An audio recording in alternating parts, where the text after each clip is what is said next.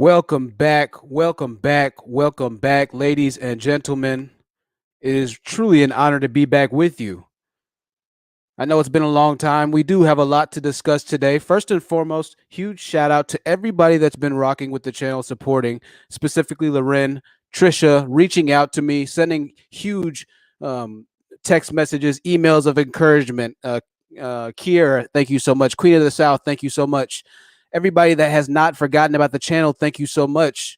It means the world to have y'all still supporting when it was a pretty rough time, right?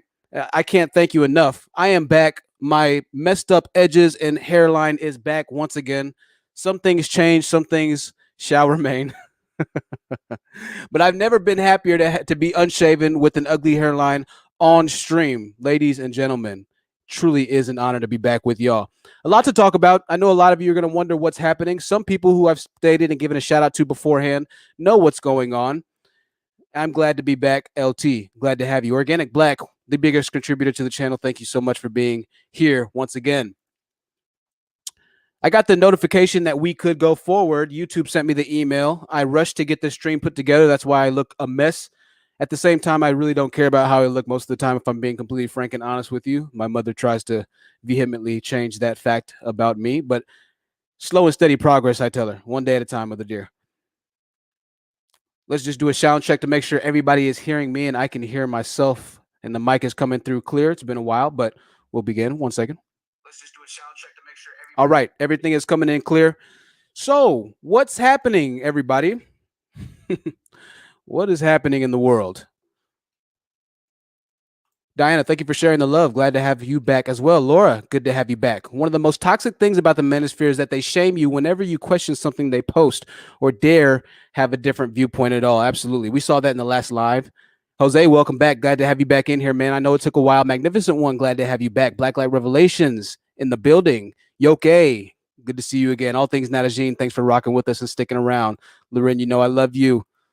The Loving Holmes, I love you too. Sanaya, I haven't seen your name before. I love you as well. Actually, I've seen you before, Sanaya. Forgive me. Asia, good to see you back in here. Asia, Jerome Whiteside, is right. Coming in crystal clear. Thank you so much.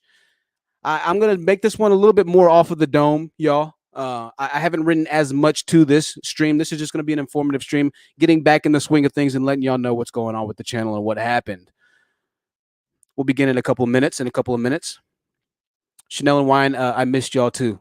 It truly has been a blessing to have y'all on the channel. Oh, yes, Asia. It's getting ready to go down. I'm not the type of guy that's always going to talk behind my enemies' backs. I'll say what I have to say in person to them most of the time. And that's exactly what I tried to do. I tried to discuss and to get this entire situation worked out with the men of the Manosphere. However, I had to remind myself consistently and continually that I'm not dealing with men.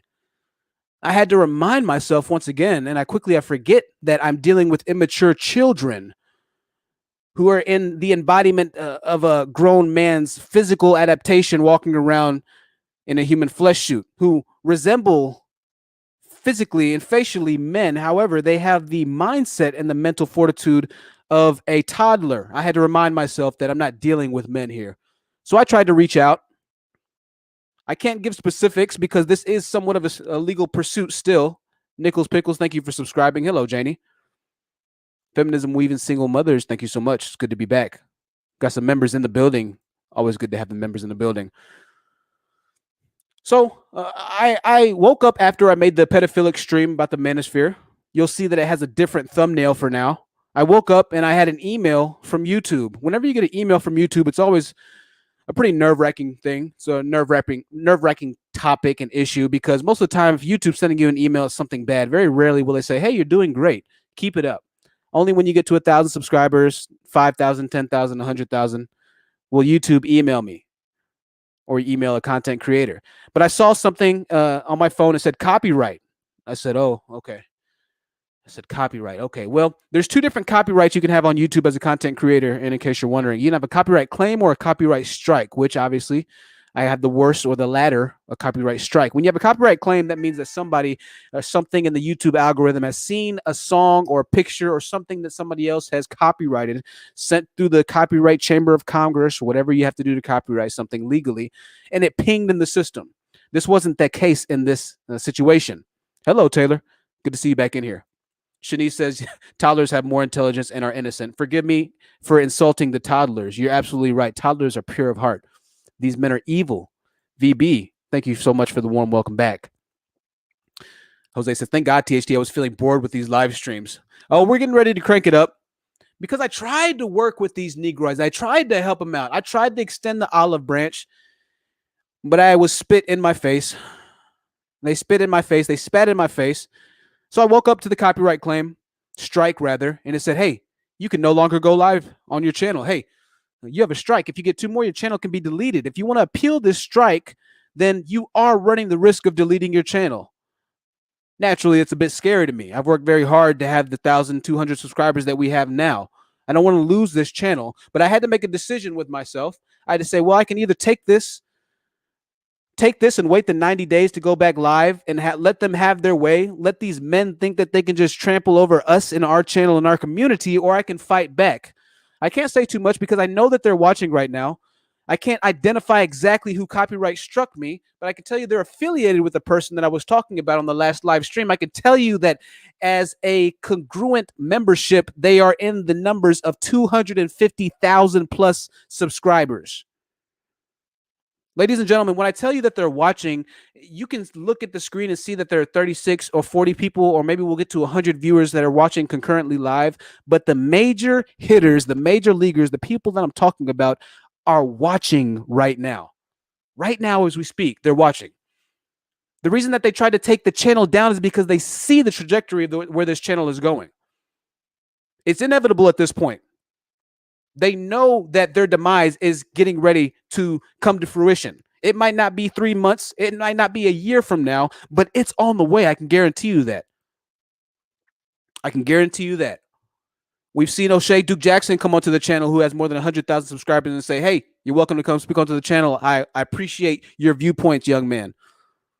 We've seen the rhetoric that Kevin Samuels stated, and me calling him and likening him to Trump, and him saying the same thing on his stream. And just recently, we've seen a lot of the supporters of the man that we were, I have to be careful with my words here, talking about, come to his defense and then report back to him that the honest truth in our channel and our members were actively and accurately breaking down their demented points of views that they're looking to spew to the general population and populace of young men and men in America. We've seen that with our own two eyes. We know what's going on. We see it.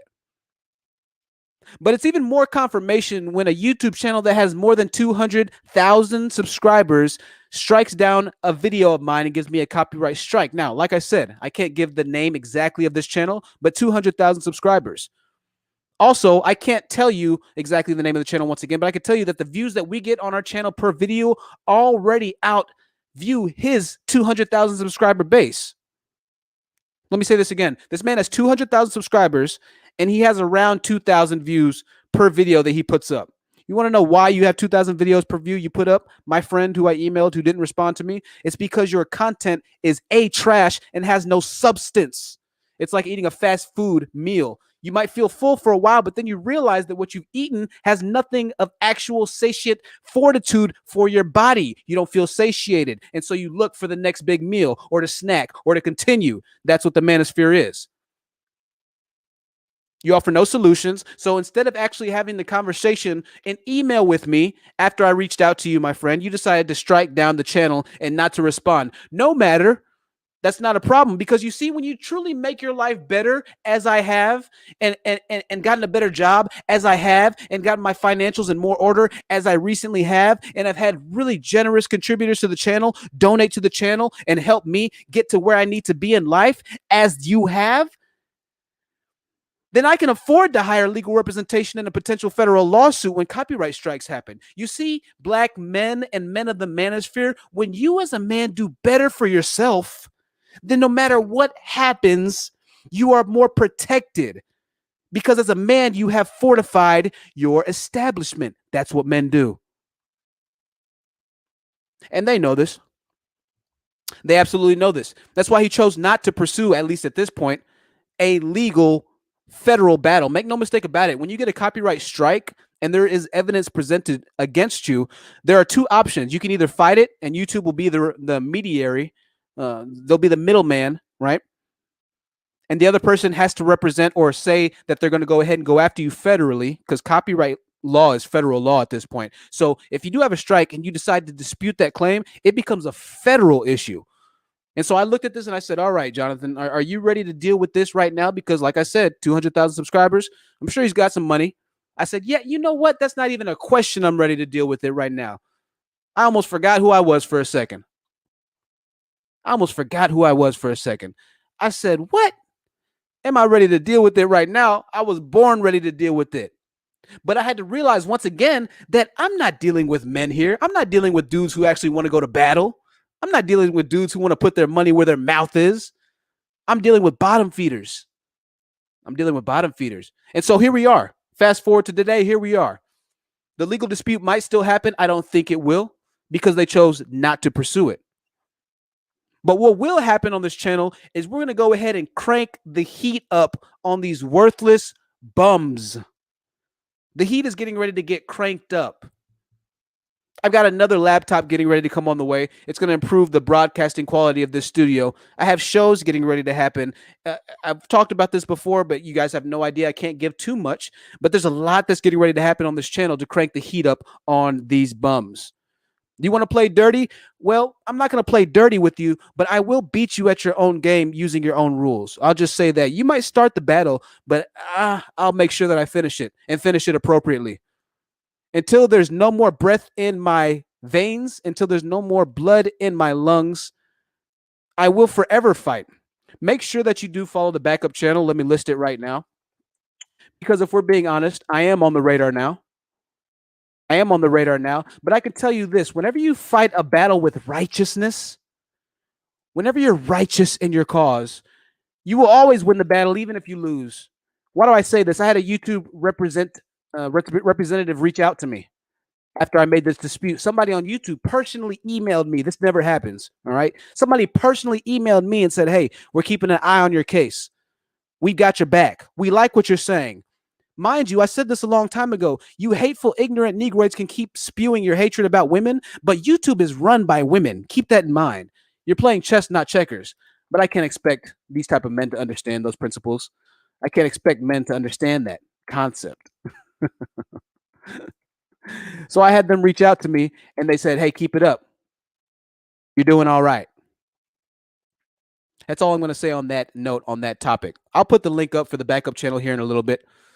Yes, Doba, we'll have call-ins here in a little bit. I need to speak for a couple minutes. Just stick around. I'll get the call-ins quick because I don't have too much to say as far as the actual presentation. I always say that, and then an hour later, here we are still listening to me ramble, right? But call-ins will be soon, so stick around. Make sure. May said definitely not dudes that are willing to go to battle. Absolutely not. And I think it's interesting now. Obviously, in my absence, I've been still keeping tabs on the Manosphere, right? Now what they're doing is they're calling a purge for the Manosphere. The channel that actually gave me a copyright strike is calling for a purge of the Manosphere. What does this mean, Truth? This means that right now they're actively seeking to remove men in the Manosphere who don't keep up with their ideological beliefs, who don't retort the same beliefs that they share on the major Manospheric channels. So the Manosphere, even right now in this very day and age, is divided. Donovan Sharp was recently on the end of a very, very long 3-hour rant from a very large content creator claiming that he is no longer part of the Manosphere. He cussed him out for over the course of 3 hours. It was the most wild thing I've seen. Keep in mind that these two men represented each other in many different conferences hosted by the person that was cussing Donovan Sharp out.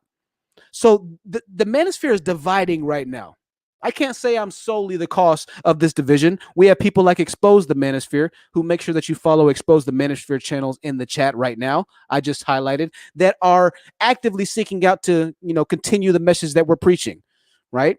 But people are starting to finally fight back and identify with the ideological fallacies that the Manosphere continues to perpetuate inside of society. People are fighting out against it. And right now the Manosphere is saying, oh, whoa, we're having a problem here. People are speaking out against us, and they're doing numbers right now. They're starting to grow right now, right? And they see that. So now they're saying, okay, we need to get rid of all the guys that don't accurately represent us. So now Donovan Sharp's at the opposite end. Donovan Sharp has over 100,000 subscribers. If you're not familiar with him, by all means, go check him out. You'll hear exactly where his belief system is. He's not anything that we support here. But just so you know who he is, he's a very large YouTuber. Now he's feeling the backlash of his own community that thrived, that he thrived in, that got him to the place to where he is now. Now they're attacking him. We've always said this. With Negroids, with men in general, with these hateful, ignorant, demented, demonic men, you're only one word, one conversation, one step away from being on their bad side because they're not mature emotionally. They don't have morality. They're quick to rage. They're quick to anger.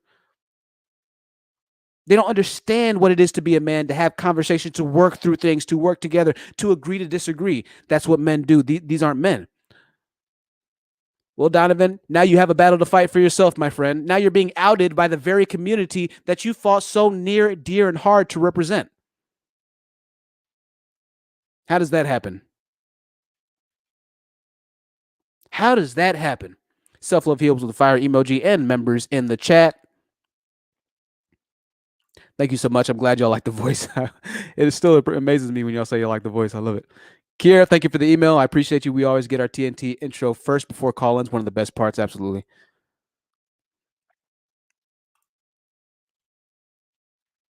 Damn, homosexuals hating on women. I'll never understand that. I never understand. We've covered this a lot, and I won't say too much about this, but bro, you know you want a girl. Caramel Baby in the chat. Good to see you. Donovan Dole. Yeah, he's getting admonished, relinquished, destroyed right now by the same people that he's been fighting with for the past 5 years. And let me say something even further to this point, right? So the man that was attacking Donovan Sharp, who has over 200,000 subscribers in the Manosphere, gave props to the man that we talked about in the pedophilic live stream last 2 weeks ago, right? He was saying, well, this guy, the guy that I was talking about, is a great man. He's well respected in the Manosphere. The same guy that he's giving props to was on Donovan Sharp's live stream 2 nights ago. How does that work? How are you gonna blaspheme Donovan Sharp and then have your homeboy working with Donovan Sharp? Isn't that a nation divided that can't prosper? We'll see how that goes. That's not my problem. Yvette says, yes, we back. Yes. My scruffy, messed up hairline, great radio voice that Organic Black and a few others love, which I love y'all so much for saying that, is back. We have a lot to cover. Trust me, the streams are getting ready to get real. Good equipment is on the way. Y'all can see this other microphone right here. The interviews are coming. We've got a black police officer we're getting ready to talk to. He's going to tell the truth about the black communities that he often polices. He's going to tell the truth about the black men that he often polices. Oh, yeah. Yeah, he's going to say it. I've got a black lawyer that's getting ready to speak on the channel, on this microphone here. He's going to tell the truth about most of the clients that he represents. Oh, yeah. Oh, yeah. You see, I let them lay in their own graves. I let them make their own beds and lay in it. And then they try to strike down the channel. Let's get on to our words, and then we'll open up the panel. I do have a lot to say. I'm sorry. But I'm going to open up the panel as quickly as possible. As most of you know, I've been gone for a couple of weeks, although I'm not able to give specifics. We're not going to say that right now. I understand that in war, there's collateral damage is to be expected, but there are also rules and regulations to war itself. And when one side breaks these rules, they are punished by what are known as war crimes. A lot of you don't know there are certain things you can't do even in war. Even amidst killing people, there are certain ways that you can't kill them. For instance, gas and noxious gases, it is known that those are war crimes. The United Nations will hold you attainable, hold you to trading sanctions if you gas your enemy. You can blow them up, you just can't gas them. It should be no surprise that the Manosphere has chosen to play dirty. After all, what more could you expect from a group of broke, dusty, unmotivated, lackluster, unresourceful, hate-infused, unintelligent men? I couldn't expect any more. And like I said previously before, I even emailed the man who gave me a copyright strike. I reached out and said, hey, man, maybe there's a short-term or a permanent solution that we as men could discuss and work through to where both of our viewpoints can be had on certain sectors of YouTube. No more. No more, my friend. I want to say something as well. The man that we spoke on the pedophilic traits of the Manosphere, Coach Greg Adams, went on to say after he watched the stream, keep in mind, Coach Greg Adams has more than 100,000 subscribers, and I quote, this is what he said: "So all I deserve are 40 and 50-year-old women? How is that fair?" This is what a 50-year-old man said in relation to the topic of him wanting to date girls on junior college campuses. This is what Coach Greg Adams literally said. How is it fair that I only get to date 40 or 50-year-old women? As a 50-year-old man, this is what he said. Aside from the fact that their desires are at best morally and socially reprehensive, the level of immaturity that a 50-year-old man has to walk in to convince himself that he is worthy and in the like mind of a junior college campus girl is staggering.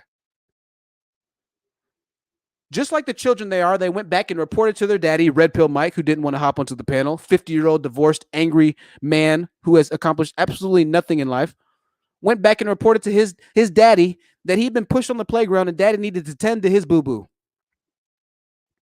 You see, by and large, they didn't want to come onto the show when we were talking about pedophilic tendencies because it shined the light on the skeletons in the closet. But it's only the light that they decided to shine on their own skeletons. These are the words that they said. They didn't want to discuss it like men. Ironic, considering they call themselves the Manosphere.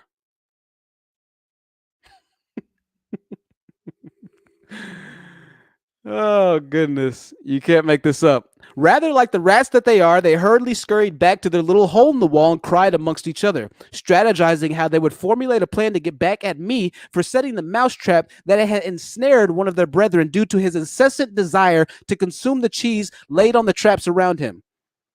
The cheese is always good until it's not. Now they claim they're purging. We have to start purging content creators from the Manosphere. There are moles among us.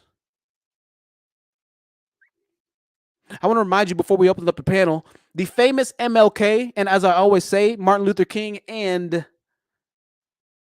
Malcolm X would be considered simps in today's time. The famous Martin Luther King said these words: "If a man hasn't found something worth dying for, then it is unfit for him to live." Now, obviously, he's speaking in reference to a much different time, but I liken it to the fact now that I'm willing to lay everything out on the line, all my money, all my donations, my YouTube channel, my life's work. I sold firearms so that I could get a lawyer to represent me. I put money up. I pawned items in so I could get lawyers to represent me. If it came down to me actually having to represent a case in federal law, I was ready to do it because my convictions are strong enough to do that. We know their convictions aren't strong enough to do that. They have more money than I do, and they're still not willing to do that. What does that say about how they feel about their own message? Let's see whose fire burns brighter for longer, because it's not the engulfing flame that quickly extinguishes that's to be feared, but rather the slow burn that is unable to be contained. Life is not a sprint. It is a marathon. And my manospheric ignorant brethren, not brethren, I am of no relation to you, but you lost souls out there are getting ready to feel the heat that is going to be cranked up on you. For at the end of the day, you're still going to be angry, pitiful, broke, busted, and disgusted, as one of my old pastors used to say. Excuses for men. You'll still have nothing worth living for in life, aside from your hatred. And we know that hatred leads to destruction.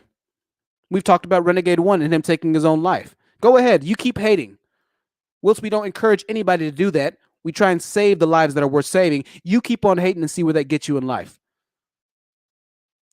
We're going to open up the panels here in a little bit. I have to give another huge shout out to all the channel contributors, everybody that's donated, contributed to the channel. You were directly responsible for keeping this message going.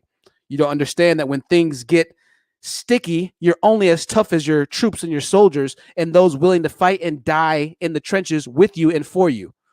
You're only good as your team. You're only as good as your team. You can have the best quarterback in the world. If you don't have the linemen willing to sacrifice their bodies for you, it does not matter who is snapping the ball. If you would like to join the panel, here's the link to join the panel. If you're a detractor of mine, then you're more than welcome to join. I need to stop saying that word because I hate when I say words that other dudes use. To join the panel, here you are. We're having everybody come on. If you've experienced men trying to hold you back in the manosphere. If you experience the hatred, the bigotry, which I know a lot of you have, then this is your time. You are more than welcome to speak. This channel is for you all in our community. Once again, I need to put the link. Need to put the link to the backup channel. I can't find it right now. Don't worry about it. We'll find it in a second. If you would like to donate to the channel, let me put the donation links up. You're more than welcome to donate to the channel. The donations and the contributors have been, once again, I know I talk about it all the time. The members of the channel, everybody who's even given $1, you are the reason that we are still going right now. You're the reason that I'm able to protect myself in federal court if need be. I could not do this without y'all. Means the world. Means the world, ladies and gentlemen. Means the world. Thank you for the dollar donation, Mocha Mommy.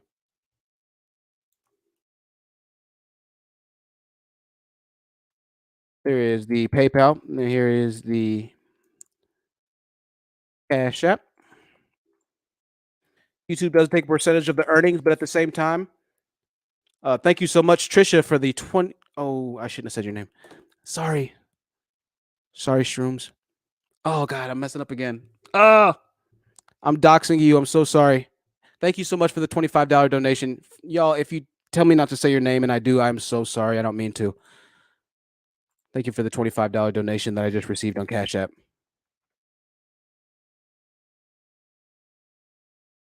I know I'm really bad about that.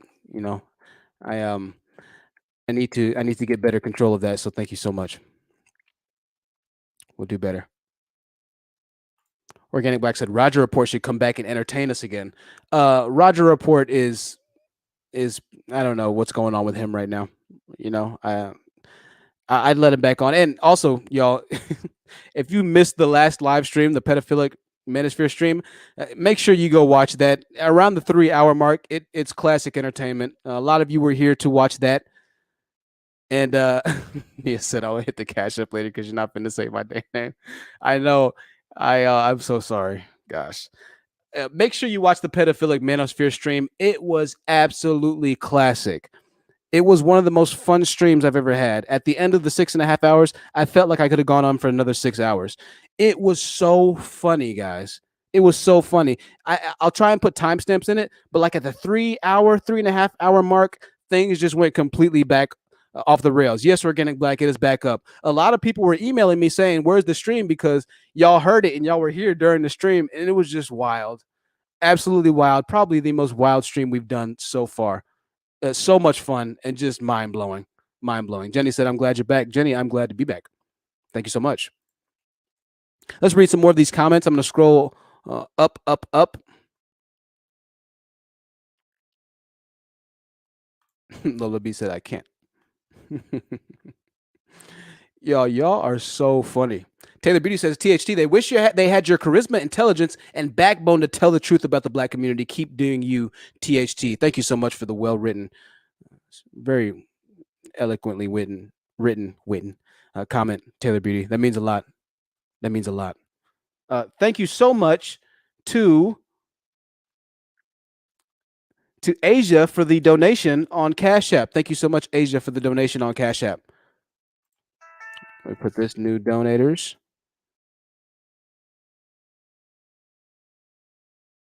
Asia.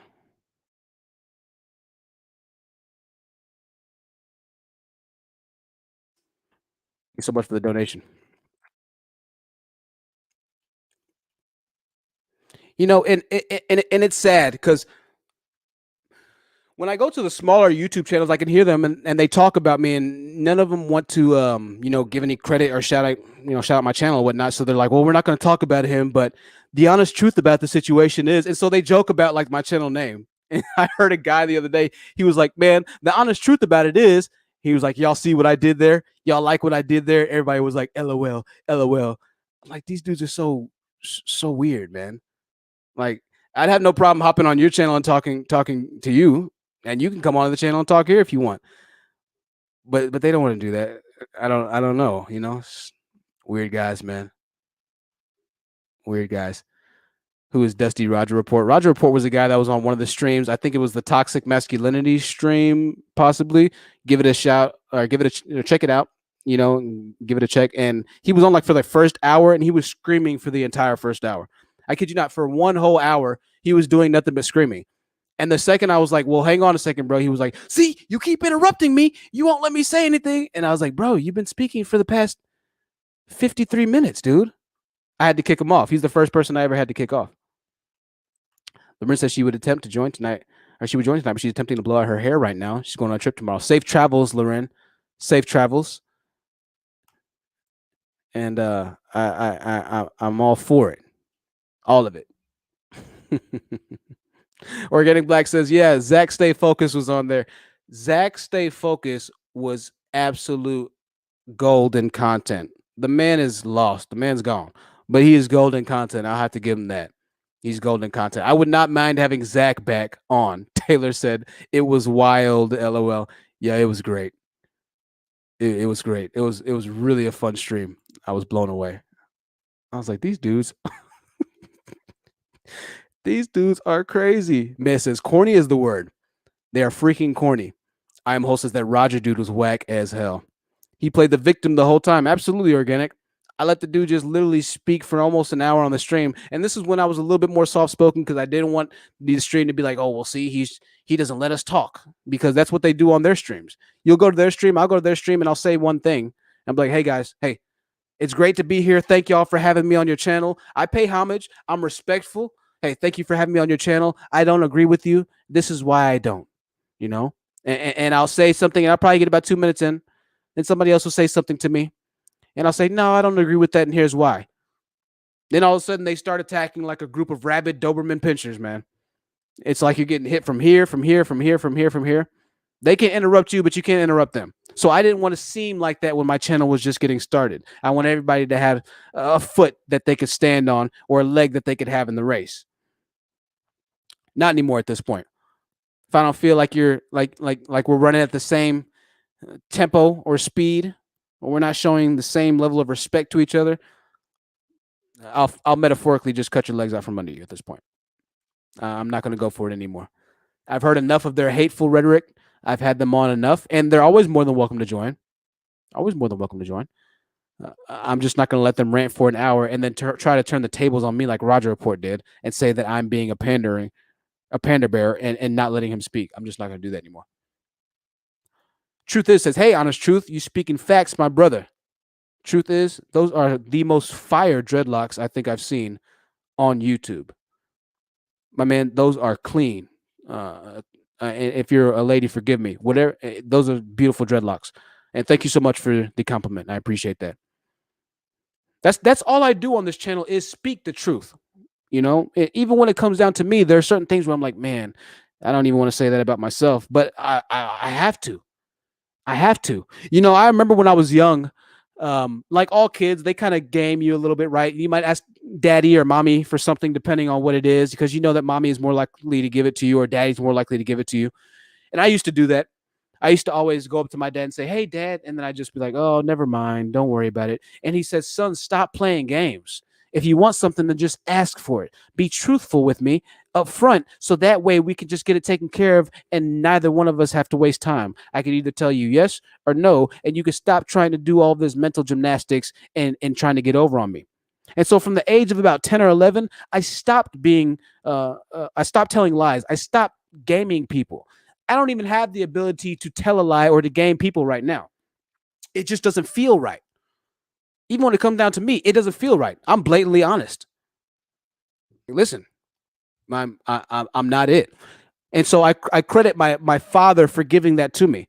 But we know that most of these guys don't have fathers. And so they don't have that level of clarity. They don't have that level of transparency when we're having these conversations. They'll fight tooth, nail, and soul to stick by their defiant lies because they weren't raised with conviction. They weren't raised with humbleness. They weren't raised with meekness.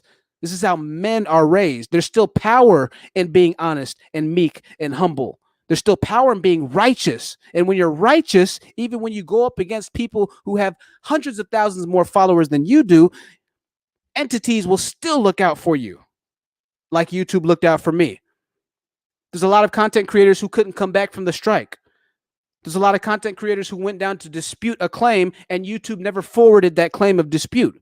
There's a lot of content creators who are still banned for their 90-day strike right now, who did everything right and who did nothing wrong.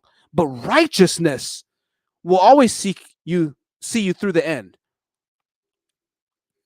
Y'all Negroes don't know nothing about righteousness.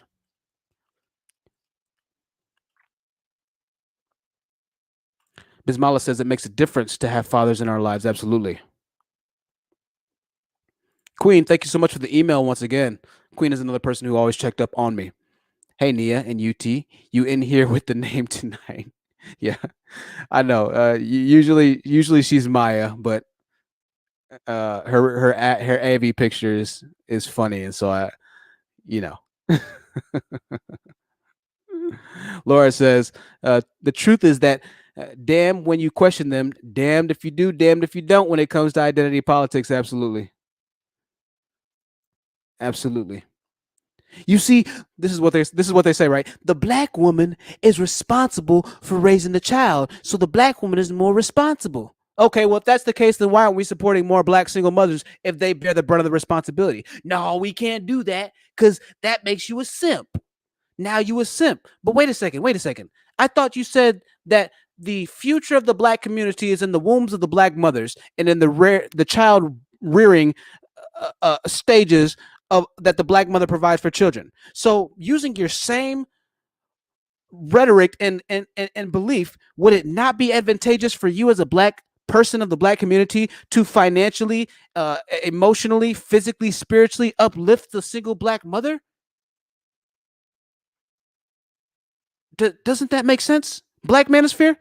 No, because the black woman decided that. So the black mothers are more important. You're telling me they're more important, but we should leave the more important parent alone.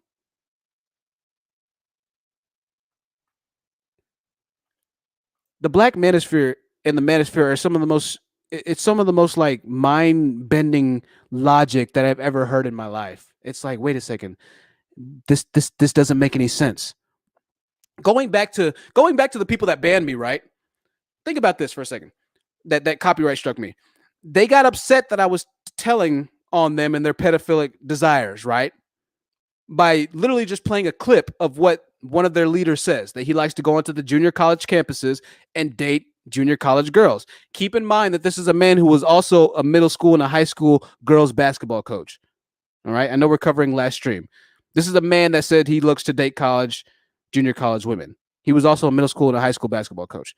That's not the bigger problem, point of contention that I have is, right?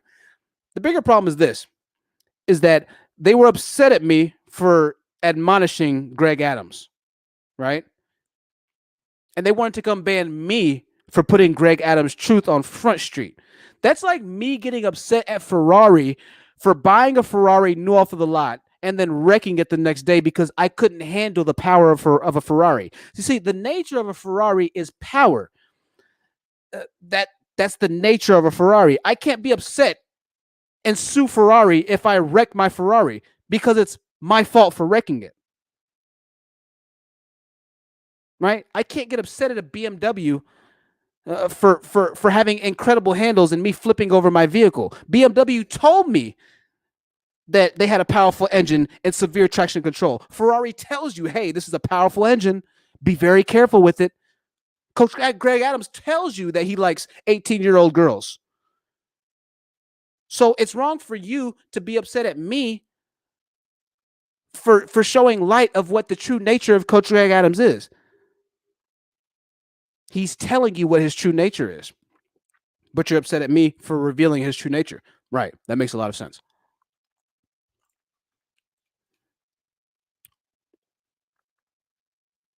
Yes, and that was the last video before your video got removed. Absolutely. Absolutely. That was the straw to break the camel's back right there, the pedophilic video. They didn't like that one very much. I had a lot of his supporters in here. Y'all saw him. We have Stampitis back in the building. Stampitis, welcome back. I hope you're I'm not gonna say that. That's not right for me to say that. Stampitis, welcome back to the building. He said, you insinuate something that simply was true. Just because he said what he said doesn't mean he's a pedophile. Listen, this is what I say about this. Laura Garrow said that I heard what you're trying to say, Stampitis. Laura Garrow up here said that what she would appropriate the title to, moreover, would be the aphobophilic nature of the manosphere, which aphobophilia, if I'm saying this right, I'm probably not, is liking girls from the age of 15 to 19, right? It's apophobilic, 15 to 19. And so the true word for them is aphobophilias or aphobophilics, right? Pedophilic is liking girls, yes, from the age of, I don't know, I had to look it up, like young kids and things of that nature, right? But the actual breakdown of the word pedophilia is liking somebody who is much younger than you. That's kind of what pedophilia is generally known as, right? So in the case of Coach Greg Adams, Stampitis, why I used pedophilic manosphere traits is because most of these men are 40 and 50 and above. Most of them. Most of the ones that you see have hundreds of thousands of subscribers, they're above age 45. When I say most, I mean 90 and 95% of these guys are above age 45. So for a 45-year-old or 50-year-old man to go towards an 18-year-old girl, if you want to just kind of appropriate or compare numbers, there's a what? I don't know. I can't do math. 45 and 18. Oh God. 27-year age difference. Right? 17-year age difference. I don't know. Somebody help me. So for a 30-year-old in this case to go 27 years younger than him would be with a 3-year-old. That in essence is pedophilia, right? At its very core, that's what pedophilia is. That's why I call it the pedophilic manosphere. So yes, if we want to argue semantics, Stampitis, just as all the manospheric content creators want to do, well, Truth, you're not a high value man either, Truth. You're not making 6 figures either, Truth. All right, if you want to argue semantics, my friend, then yes, he is an aphobophilic. He likes 15 to 19-year-old women. Does that make it any better for you, Stampitis? Is that better for you, man? I'll change the title to the aphobophilic manosphere. Does that sound a bit better? Let me know, Stampitis, so I'm not offending your brethren, okay? The 27-year age difference is okay now because she's 18. Get the fuck out of here.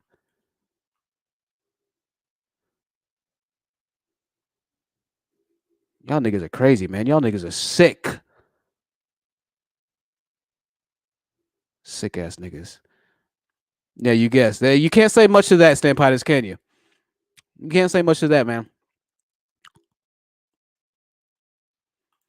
Feminism, weaving single mothers. There was a guy who came on to enlighten me that apparently the age of consent in some states was 16 and 17. He didn't say outright that he would consensually desire with a 16 or 17-year-old girl, but he just came to say, hey, well, you know what? It's not just 18 in some states. It could be 16 or 17. Right. So you're telling me this why? Well, I'm not saying I would get with a 16 or 17-year-old. I just took the time to research the laws to see that you could get with the 16 and the 17-year-old. I'm not saying I would do it. I'm just saying I'm going for my Juris Doctorates in law. Right. Yeah. Right. All right, my brother. Stampitis, welcome Stampitis to the show. I will always say this, Stampitis. Stampitis is one of the few that is always willing to come on to the show. Let me change this, make it a little bit better. How's it going for you, Stamp? Pretty good, man. I noticed you've been gone for a while. I was like, dang, what happened? Yeah, but you explained it earlier in this live stream.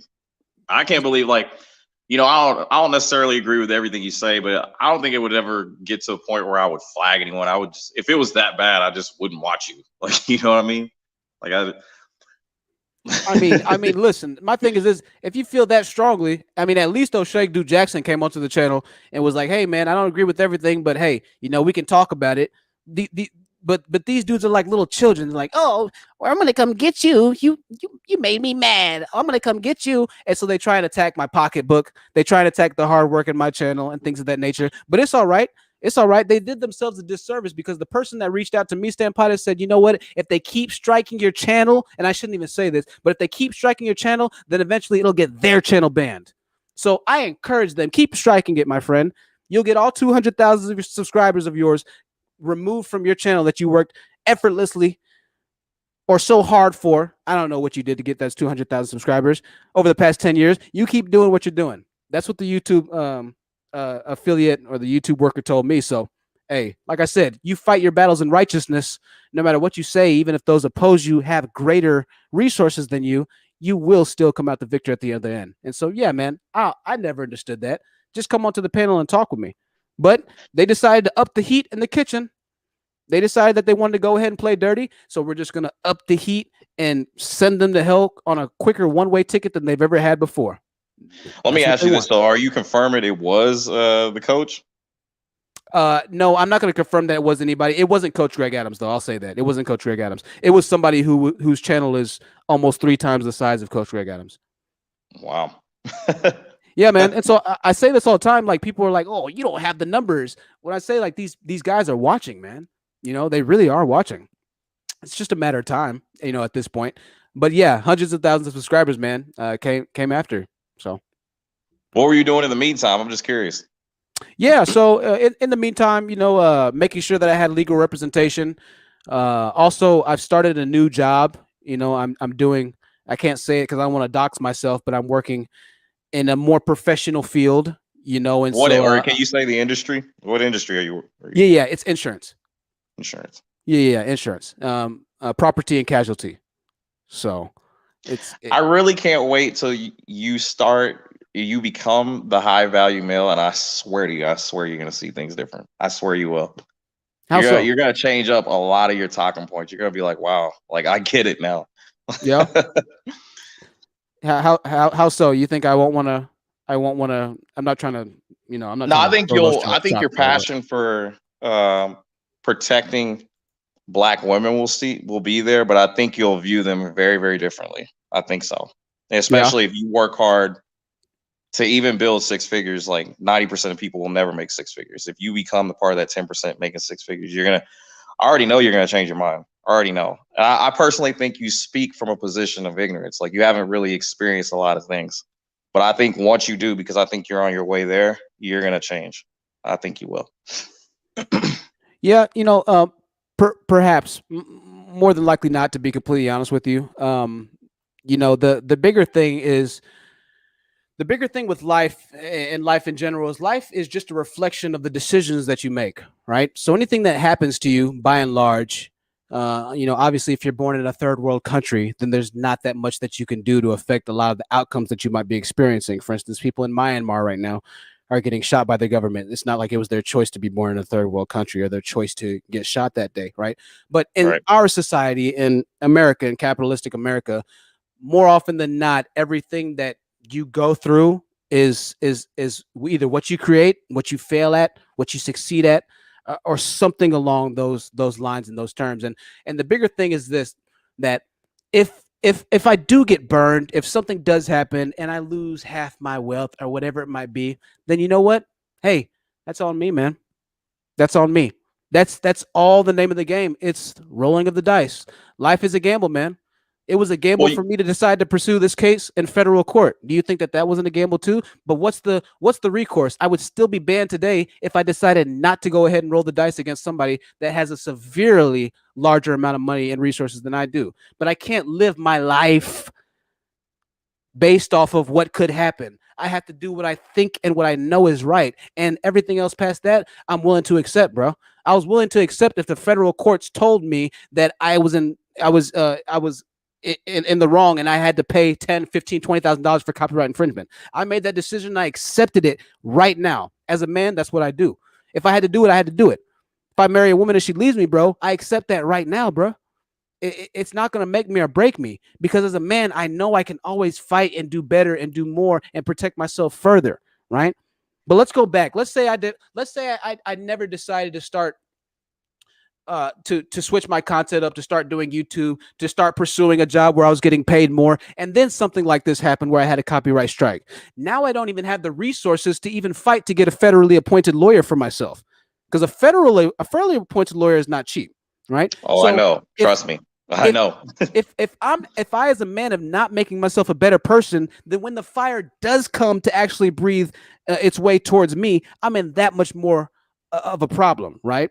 And so my bigger point and takeaway from this is that, listen, yeah, you might get burned, you might not, but as long as you're making yourself the best man you could be, the amount of the degrees of burn that you receive can be reduced. And reduced and reduced and reduced until you might just be able to walk through Hell's Kitchen and not feel anything, right? That's what, as a man, you should be preparing yourself for. Listen, you think Jeff Bezos cared that his girl took half his fortune? She become a billionaire by divorcing him? Jeff Bezos is gonna go get married again. Why? Because he's Jeff freaking Bezos, dude. He has enough money to do whatever he wants to. Movie stars get married all the time. Why? Because they got money, bro. There are people of affluence who continually divorce and get married. Why? Because they get money and they know they're able to protect themselves and become better and to provide and give provisions for themselves and their family no matter what happens. They can weather the storm. So listen, if you want to walk through life on toothpicks and eggshells, then by all means. And I'm not saying you particularly, Stan Pitus. I'm just trying to prove a point. But at some point or another, bro, like, you're gonna have to take a leap of faith somewhere. And listen, in your case, I know we've talked about it a lot here. I know the comments are going to be getting on to you. You know, we know a lot of your story. You know, and so in your case specifically, honestly, you possibly losing the mother of your child, and I hate to just kind of bring it up all on here, but you possibly losing the mother of your child, the best woman, as you said, and I quote, that's ever been in your life, is a far greater consequence, bro. Because she decides to just, hey, you know what? I'm done waiting. I'm done doing this. I'm done waiting for him to marry me. I've done all I can. I bore him a child. That's a far greater consequential loss than to actually get married and then it not work out. That's just how I see it, bro. And that's true.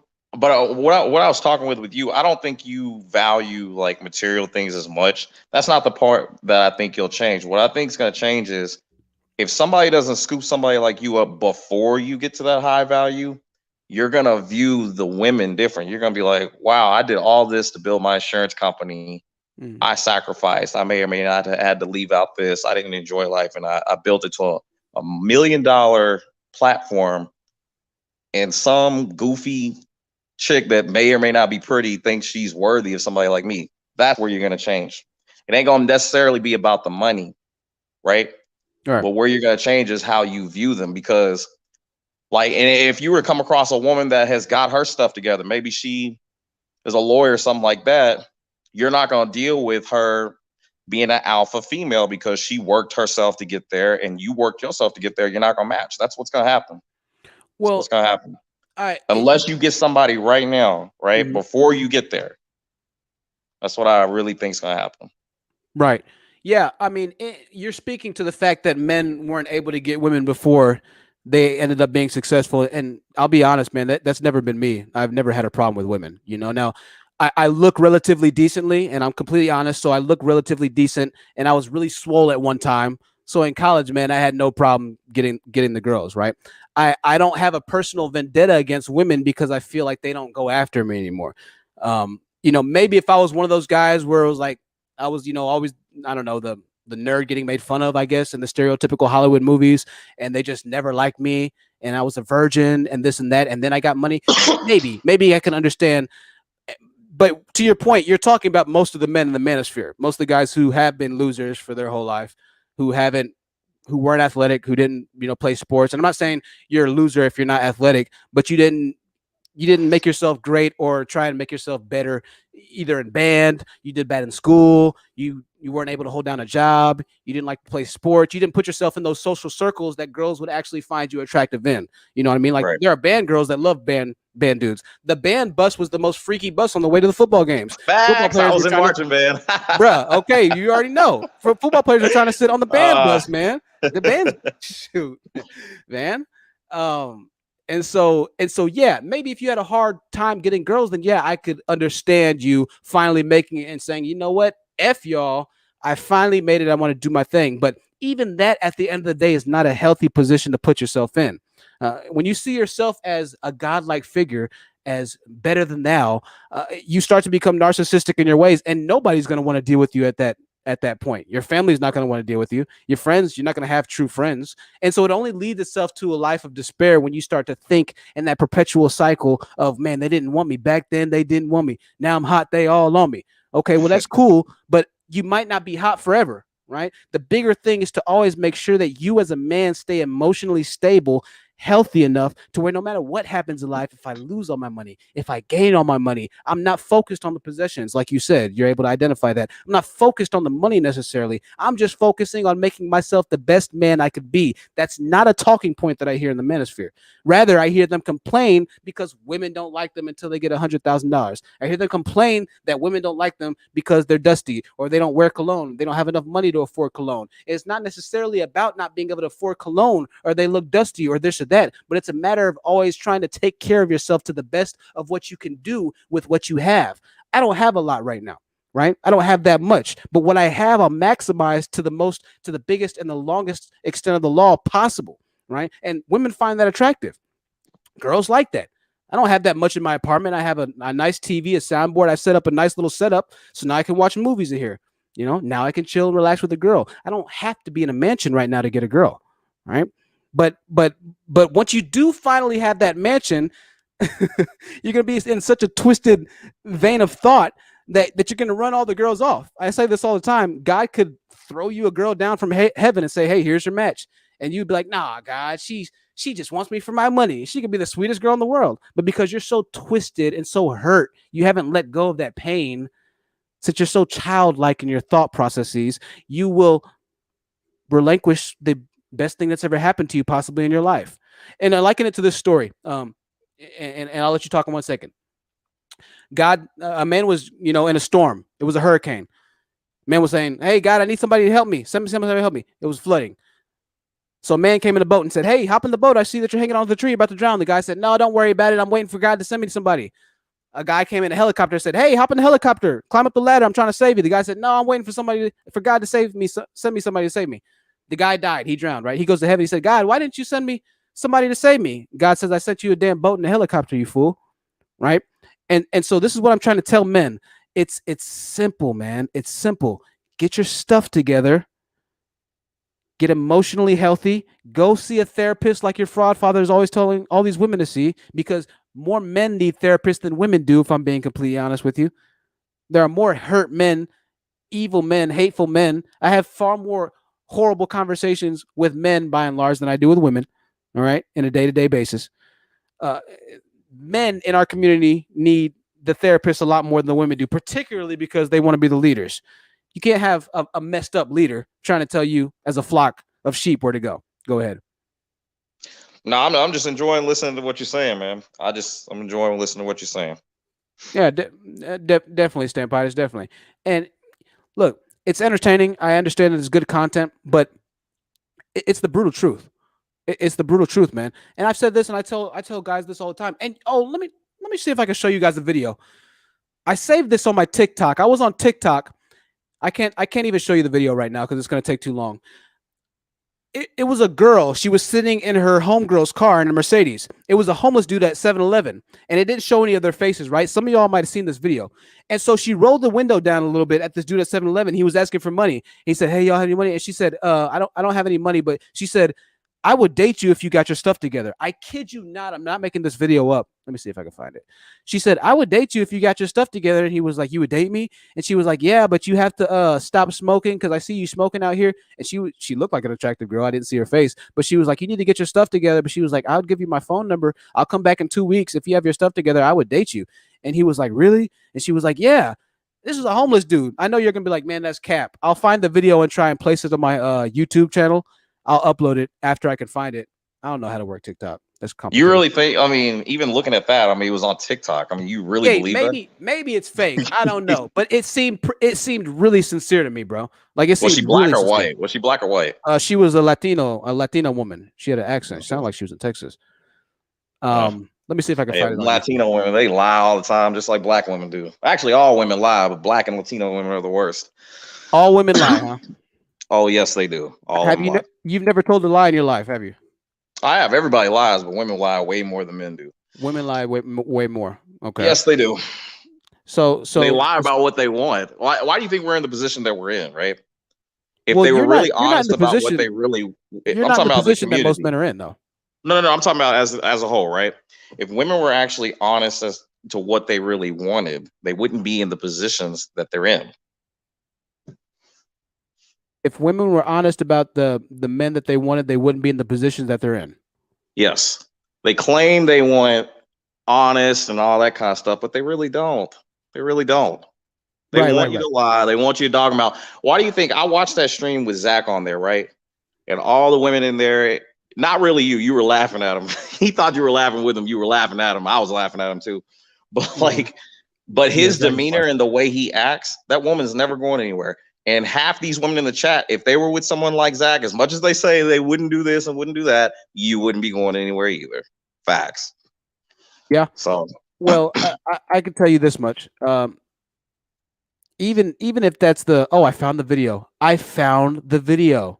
Wow. I'm interested to see it. Let's play. Let's see it. Yeah. I can't believe I found it. Hold on 1 second. I'll address your point in 1 second. Somebody said and drop the link, please. And Stampitis, I have to say this, okay? Listen. All right. The problem is, once again, is that even when the women go after men like you still decide not to marry them, bro. So you're part of the problem. Do you understand that? I mean, I can understand it. I mean, that's why I think you right now. Hold on, listen. I think going after men in your position right now before you get to the top is your best bet. Ladies in the chat, I'm telling you this. I'm telling you this. You're saying that women want the thugs in this case. They don't want the good men. But they really don't. You have a girl that wanted a good man, and she's still single, and she even bore you your child. I mean, she's not single, but she's still not married. Right. But I'm talking about as a whole. I'm not talking about me in particular. But we're going to talk about you right now, Stampitis, because you're on the stream and the channel right now. So just like they always say, oh, you can't generalize us all. You can't say this about all men, Truth. I know you always hear them saying that. It's not all men.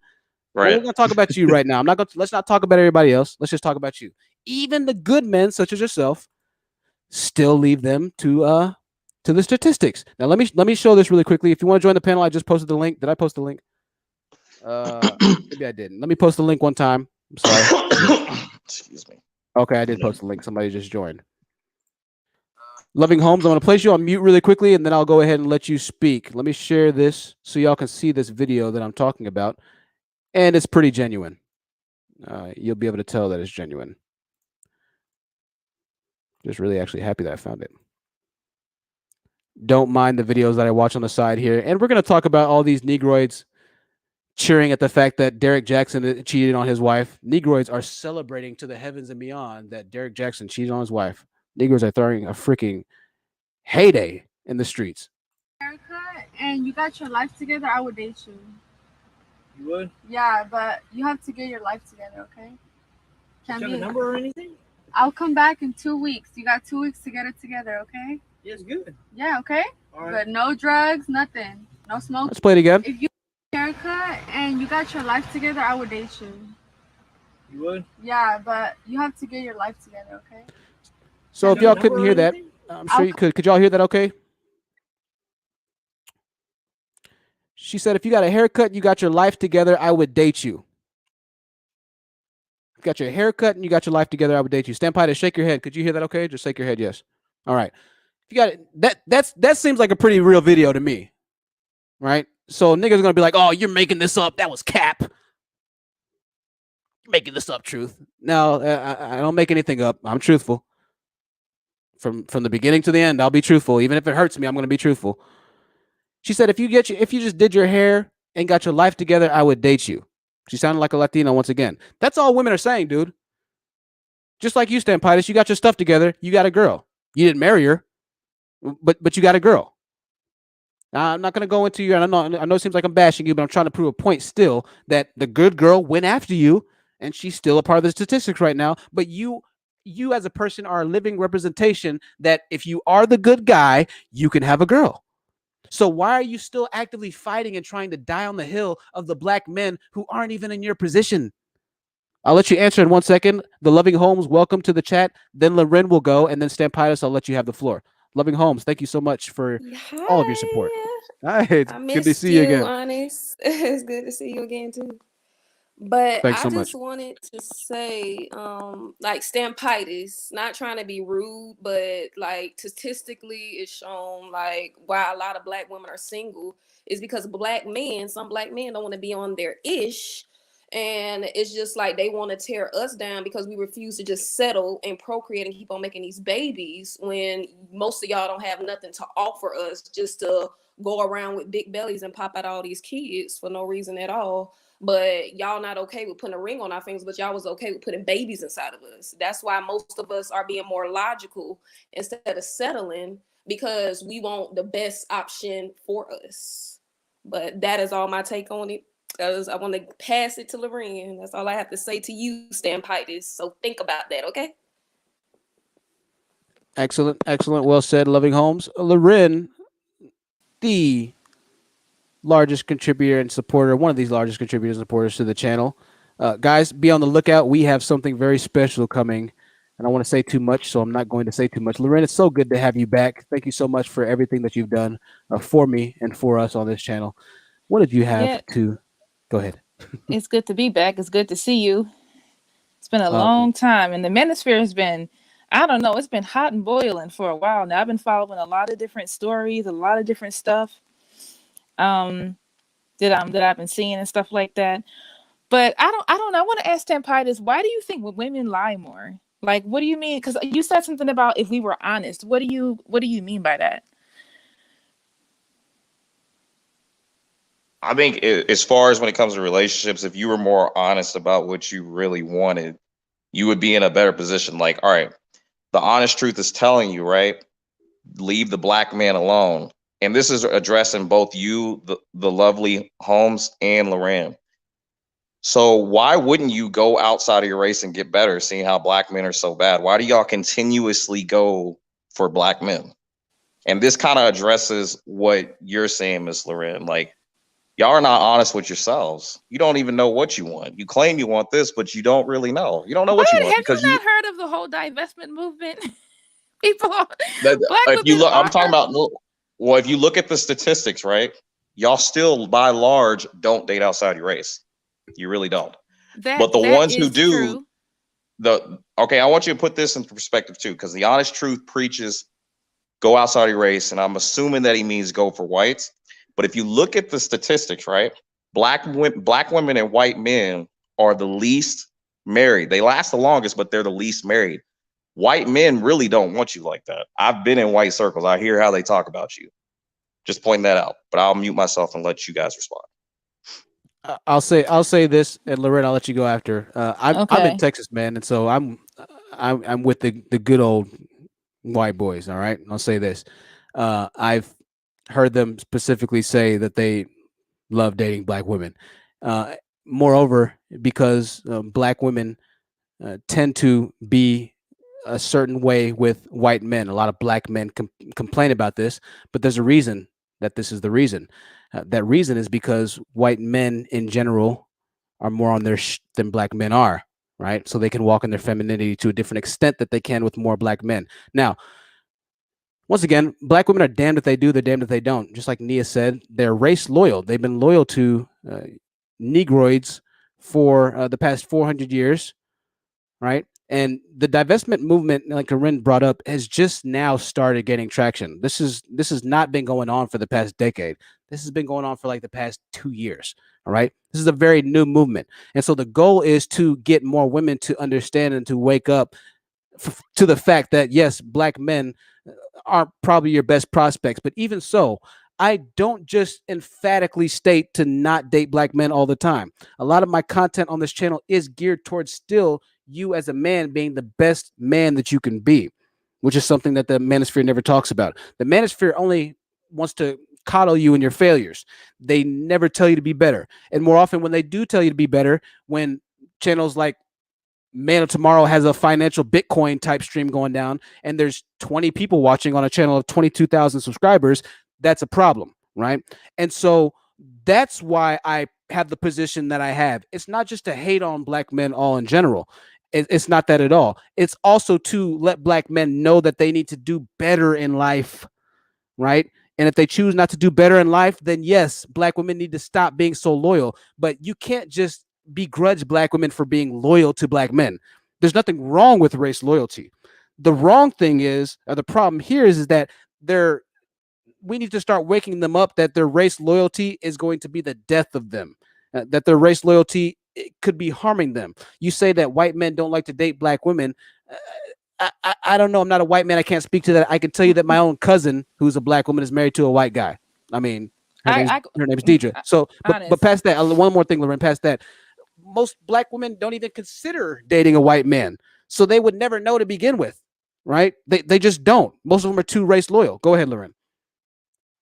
Yeah, it's because some black men want to believe this. They want to believe that white men don't want you and white men aren't interested in you. But I just think that comes from a place of like, I don't know. It's like if I don't want you, but I don't want anybody else to have you either. I don't understand why black men think that they can tell white men who to like or who to date or who to find attractive. I don't know how do you black people are a minority in this country. There's a lot of white men here. I don't know what circle you're in, but there's way more white people in this country than there are black people in this country. And I don't know what circle you're in, but I can tell you right now, I live in New York. I don't have any problems getting attention from white men at all. And yeah, I mean, if we're being honest, like, let's be honest, like if you look good, it don't matter what color you are, all men are going to desire you. Like, yeah, we acting like men aren't like the most thirsty creatures in 2021. Why do black men? I don't understand why black men think this is true. I think it's something that y'all really want to be true, but it's not true. And a lot of the times, it's that because black women and white men have not dated and have not really been as active as black men and white women, we have a hard time like knowing when there is attraction. Black girls say this all the time. I don't know if a white man likes me. White men are not as aggressive and forward as black men. So sometimes they're flirting. It comes off weird, or it comes off like you're not really sure if he likes you or not. But I think the more we do it, the more comfortable we'll get doing it. But the idea that white men don't want black women is something that let white men say that. Okay, that's something if a white man doesn't want a black woman, that's for him to say. That's not for a black man to say. You don't know what a white man wants. You don't date white men, so it's not even for you to say that, because it's not that would be his preference and not yours. And all right, I wanted to address like what the honest truth said. You said that if I mistook your channel, I apologize on what you're trying to promote. Fine, but you said that white men date them. I'm going by statistics and my own anecdotal evidence, me being in the military. They date you. They do not marry you. There's a reason for that. That is not true. Hold on one second. Stand by this. If we're gonna use statistical evidence, you look up the black statistics. Men like yourself aren't marrying them either right now, bro. Well, no, you're talking about me, and I'm talking about statistics. Look at the statistics. Even if you don't believe what I'm saying, do they marry you? You're a part by and large, do they marry you? You're a part of the statistics right now. Huh? You're a part of the statistics right now. Let me give you a metaphorical illusion. All right. If I've never been to Jamaica before, right, I might not understand what Jamaica's like. I might not even have the desire to go to Jamaica because I just don't know that Jamaica exists. I don't know what I'm missing out on. Right. Now, if somebody comes back and they're like, "Oh man, you need to go to Jamaica. Jamaica's a beautiful place." I might say, "Oh, really? Why is it so beautiful?" Well, they got this, they got that, they got this, they got that. Now I'm considering going to Jamaica, right? But if nobody tells me that Jamaica is a wonderful place, I might not ever go to Jamaica a single time in my life. This is what interracial dating is, right? Using that example, go ahead. Go ahead. I was going to say, using that example, you've never been to Jamaica. But people are telling you about it. What are you going to do? You're probably going to read about it, right? If they say it's a great place. To put the point, you're at least going to have an interest peaked in it. That's what divest is. Divest is saying, hey, there's a whole other continent over here country over here that y'all know nothing about. But because you've been so loyal to American soil or the black man, you haven't even stepped foot outside of America yet. You haven't experienced other parts of the world. That's what divest is all about. It's not even necessarily saying don't date black men. It's saying to open up your options, because black men, obviously such as yourself, are not lending themselves over to your greater good by and large. That's what divestment is. Okay. Really quickly, and I can agree with that, but what I'm trying to say is, using your Jamaican thing, right? You didn't have an interest in Jamaica. You're only loyal to America, right? People are telling you so great. So you don't have a clue. So what are you going to do? You're going to read about it. What I'm telling you is statistics. Look up the statistics. White men, by and large, are not marrying you. Now, black women and white men marriages last the longest. Black men and white women marriages actually last the least amount of time. Let's use it from your statistical argument, okay? Let's just say that's the case. Once again, going back to this Jamaica reference, if tourism is down in Jamaica from a certain race of people, then yes, tourism is down. However, it could be that tourism and the percentages are down for the Asian population because Asians didn't think that they would find traditional value or beauty in the country of Jamaica. So yes, the numbers might be low, but the numbers aren't necessarily represented or a direct representation of the mindset or of it's based off of it's based off of the lack of information of the beauty of Jamaica. So for instance, if I say, whoa, nobody's traveling to Jamaica right now, right? You be, hey, why haven't you gone to Jamaica? You can ask me, I'm like, I didn't even know Jamaica existed as a continent. I didn't even know it was worth going to. So yes, the numbers might be low for travel, but it's not because I didn't want to go. I just didn't know about it. I didn't know. Okay, so you're trying to compare apples to oranges. Yes, if the numbers are low, that's one thing. I get it. But why are the numbers low? Okay, and like I said before, bro, if I'm being completely honest, you can say whatever you want to. If you line 10 black dudes up and 10 black women up and see who can get married the most of their white counterparts, black women will out marry you 9 times, 10 times out of 10, bro. That's a fact. If you think that white women, you can say whatever you'd like to, bro. If you think that, you can say whatever you'd like to. If you think that white women are going to marry more black men than a white man's going to marry black women, you'd be severely mistaken.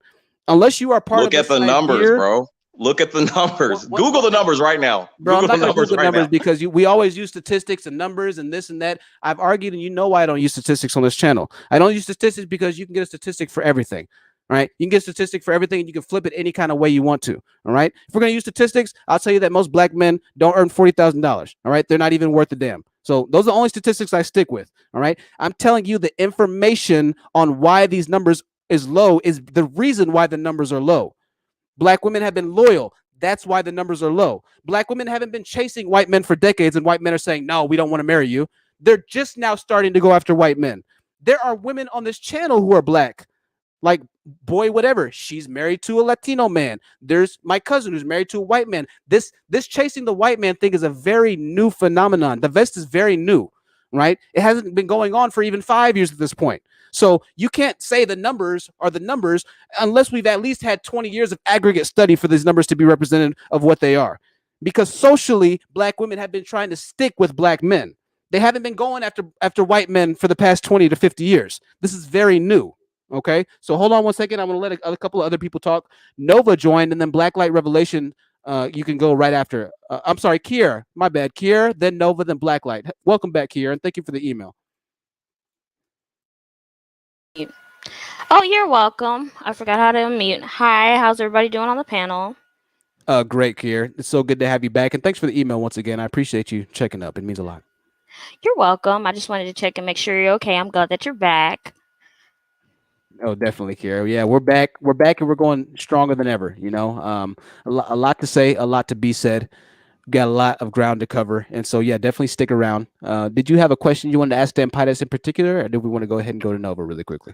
Oh no, it was just I didn't have a question. I did have a comment though. You know, Sure. He says that most white men aren't attracted to black women. Well, I hate to break it to you, sweetheart, but I live in Texas, and if you can see that lovely picture that I have, well, I actually took that picture last weekend, and guess who got hit on by the most white men?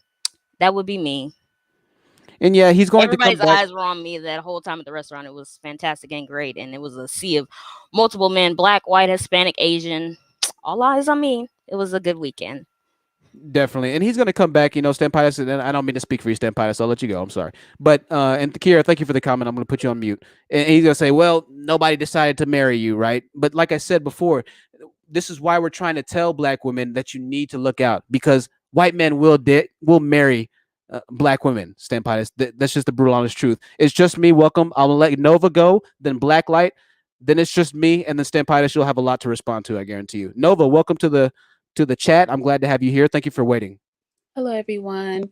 I just wanted to say something. It's gonna be quick. That it's a bunch of bullshit. Excuse my language, but it's a bunch of bullshit when certain people use that scare tactic where they're saying that certain races of men are not marrying you, which is untrue. And also, can we also see the percentage of black women being married by black men? And not saying that it's not happening, but I mostly see a lot of women getting impregnated by them. And I'm not saying all the percentage, but they're getting impregnated. They're not being married to these black men, but they don't have a problem getting pregnant, having children out of wedlock.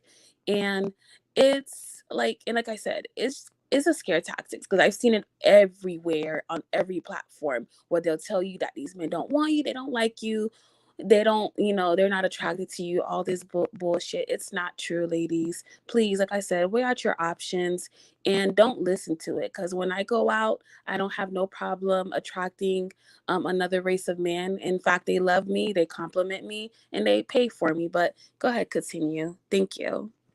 Thank you for the comment, Nova. And going back, Stampitis, we'll let you go in 1 second. But I mean, Stampitis, and I know we're dogging on you, Stampitis. So thank you for sitting out the heat. Blacklight, I'll let you go in 10 seconds. But this is why I don't understand, Stampitis, is that you're directly contributing to the antithesis of what you're saying. You have a girlfriend who you claim that you love, and she has your child, and you still haven't married her yourself. So for you to sit here and be like, well, white men don't want to marry you, when you as a black man haven't even married your girl, is like mind-numbing to me. I don't understand. But Blacklight, go ahead, Blacklight. Then we have It's Just Me, then Stampitis after. Yo, what's up, Honest Truth? Thanks for letting me on the panel. What's up to everybody on the panel? What's up to everybody in the chat? Like, this is the thing that I don't understand, right? Because I like a lot of the content creators that come from the Manosphere, and I like your content as well, Honest Truth. I think you actually have a really good fitting name, because you actually do drop a lot of honest truth. Like, for instance, right? My issue is a lot of the things is that when it comes to dealing with this whole issue of male and female, before you even introduce race into it, a lot of the problem is that males, for whatever reason, in this newer generation of people, tend to blame females for their own lack of desirability. You know what I mean? Like, when it comes to a man, right? Like, I was actually reading an article, because I do content myself, and it had to do with something in Detroit. Ice Cube and some black media content creators were upset because General Motors only uses 0.5% of their budget towards black owned media companies. And the thing is they came out with a big social media post, and they wanted people to they wanted GM to say, well, we're going to just allocate more money towards minority budgeting. That's not the way you deal with that, is to whine about it and blame GM. My thing would be, okay, let's set out a 10-year plan to create a competitive, car manufacturing company. That way we can have our own manufacturing base, and then we can give as much business to Ice Cube and Brian Allen and all them motherfuckers as we need to. Why the fuck is begging and crying about that shit the fucking alternative? I'm not somebody that has an issue with interracial dating at all. You know what I'm saying? Like, as far as I'm concerned, black men or white women, do whatever you do, find whoever you want to be with. As far as downing black women for dating interracially, a lot of the most desirable black women in the world are with white men. I mean, Halle Berry is the pinnacle of black beauty, apparently, to a lot of black men, and she was indeed with a white dude. You know what I'm saying? Same with Serena Williams, same with Venus Williams. A lot of these women, you know what I mean? Like, it is what it is. And as far as, men assigning other men their value, That shit is weird to me to begin with. Absolutely. You know what I'm saying? Because Absolutely. a woman should be the one defining your value. You don't even have to make any money. If you're just a dude and you got the right kind of swag, you handle yourself the right way and handle your business. It don't matter if you make 6 digits or 6 cents, you're going to be able to get a woman. You know what I'm saying? It's not rocket science. Absolutely. So well said. And you want to know the bigger thing about Serena Williams is that's the black dudes that are out there calling Serena Williams a man 24/7. Yeah, she had no problem pulling a white man though. Yep, and no my bad to cut you off, honest truth, but calling Serena Williams a man and calling, talking this masculine shit when you're talking about women, that ain't shit but white supremacist talking points. That's straight from the bell. It's straight from the bell curve. It's straight from the race science. It's straight from the essay that the dude named Satoshi wrote. You know what I'm saying? Like this shit is it's ridiculous. It's redundant. You know what I'm saying? And as a dude who don't care about interracial dating, you know what I'm saying? A dude who dates interracially, you know what I mean? I shouldn't be sitting up here saying this to motherfuckers who are trying to advocate for black and black relationships. Like, this shit is dumb, man. Like, it's not that hard. You know what I'm saying? If you when it comes down to it, if we're talking about a gender discussion, women are going to want what women want. So if you think that because your failures as a man are what's causing you to not be able to get a black woman, when you go date to other races, you're going to have the same failures. You're going to still have the same failures because at the end of the day, you're trying to appeal to the gender. You're not trying to appeal to the fucking race. You know what I mean? My bad, honest truth. I'm gonna no, man. Listen, Black Light, you preaching, man. Listen, I tell all these dudes, okay, you think Colombia is gonna be better, huh? Go take your broke ass down to Colombia and see and find you a wife. Then see how good that goes for you. Right. I mean, exactly, bro. And you talking about I'm a dude that's in a relationship with a white woman, and I got a baby mom that's, you know what I'm saying, from another country. A lot of these motherfuckers that literally talk this shit have never even dated either one. They haven't dated a woman that's a foreigner. You know, they talk this shit about foreigners, and they haven't dated a white chick. It's just some shit that they want to say to try to deflect away from their own shortcomings. And in my opinion, you know, if you want to make yourself better, if you want to make yourself competitive, you have to start with yourself. You have to focus inward. You can't focus outward and say, well, you need to, you know, change the way that you look at me. No, you need to change the way that you project to other people. Absolutely. Black Light Revelations with the revelation there. Kier, I'm going to take you down really quickly. Kier, you're always more than welcome to come back up. In the meantime, I want to clear some space out for Organic Black. But thank you so much, Kier. I'll see you in 1 second. Kier, ladies and gentlemen. Black Light Revelations with the revelation, literally, quite literally. Organic Black, one of the biggest, if not the biggest contributor to the channel. I'll let you go just after Stampitis rebuttals to the question that the It's Just Me podcast has. Always good to have you and see you. I've been keeping an eye on you. It's just me, and I love your spirit, your vibrance, your radiance. Really is an honor having you on here. The floor is yours. It's just me. I can't hear you right now.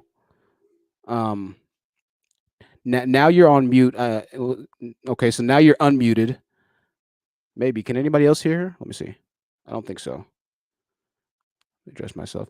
It's just me. Try coming back, leaving and coming back into the server. I'm not sure what it is. We'll have space for you. I'll put the link back up. Organic Black, I'll let you go, and then Stampitis, I'll let you go right after. Organic Black, go ahead.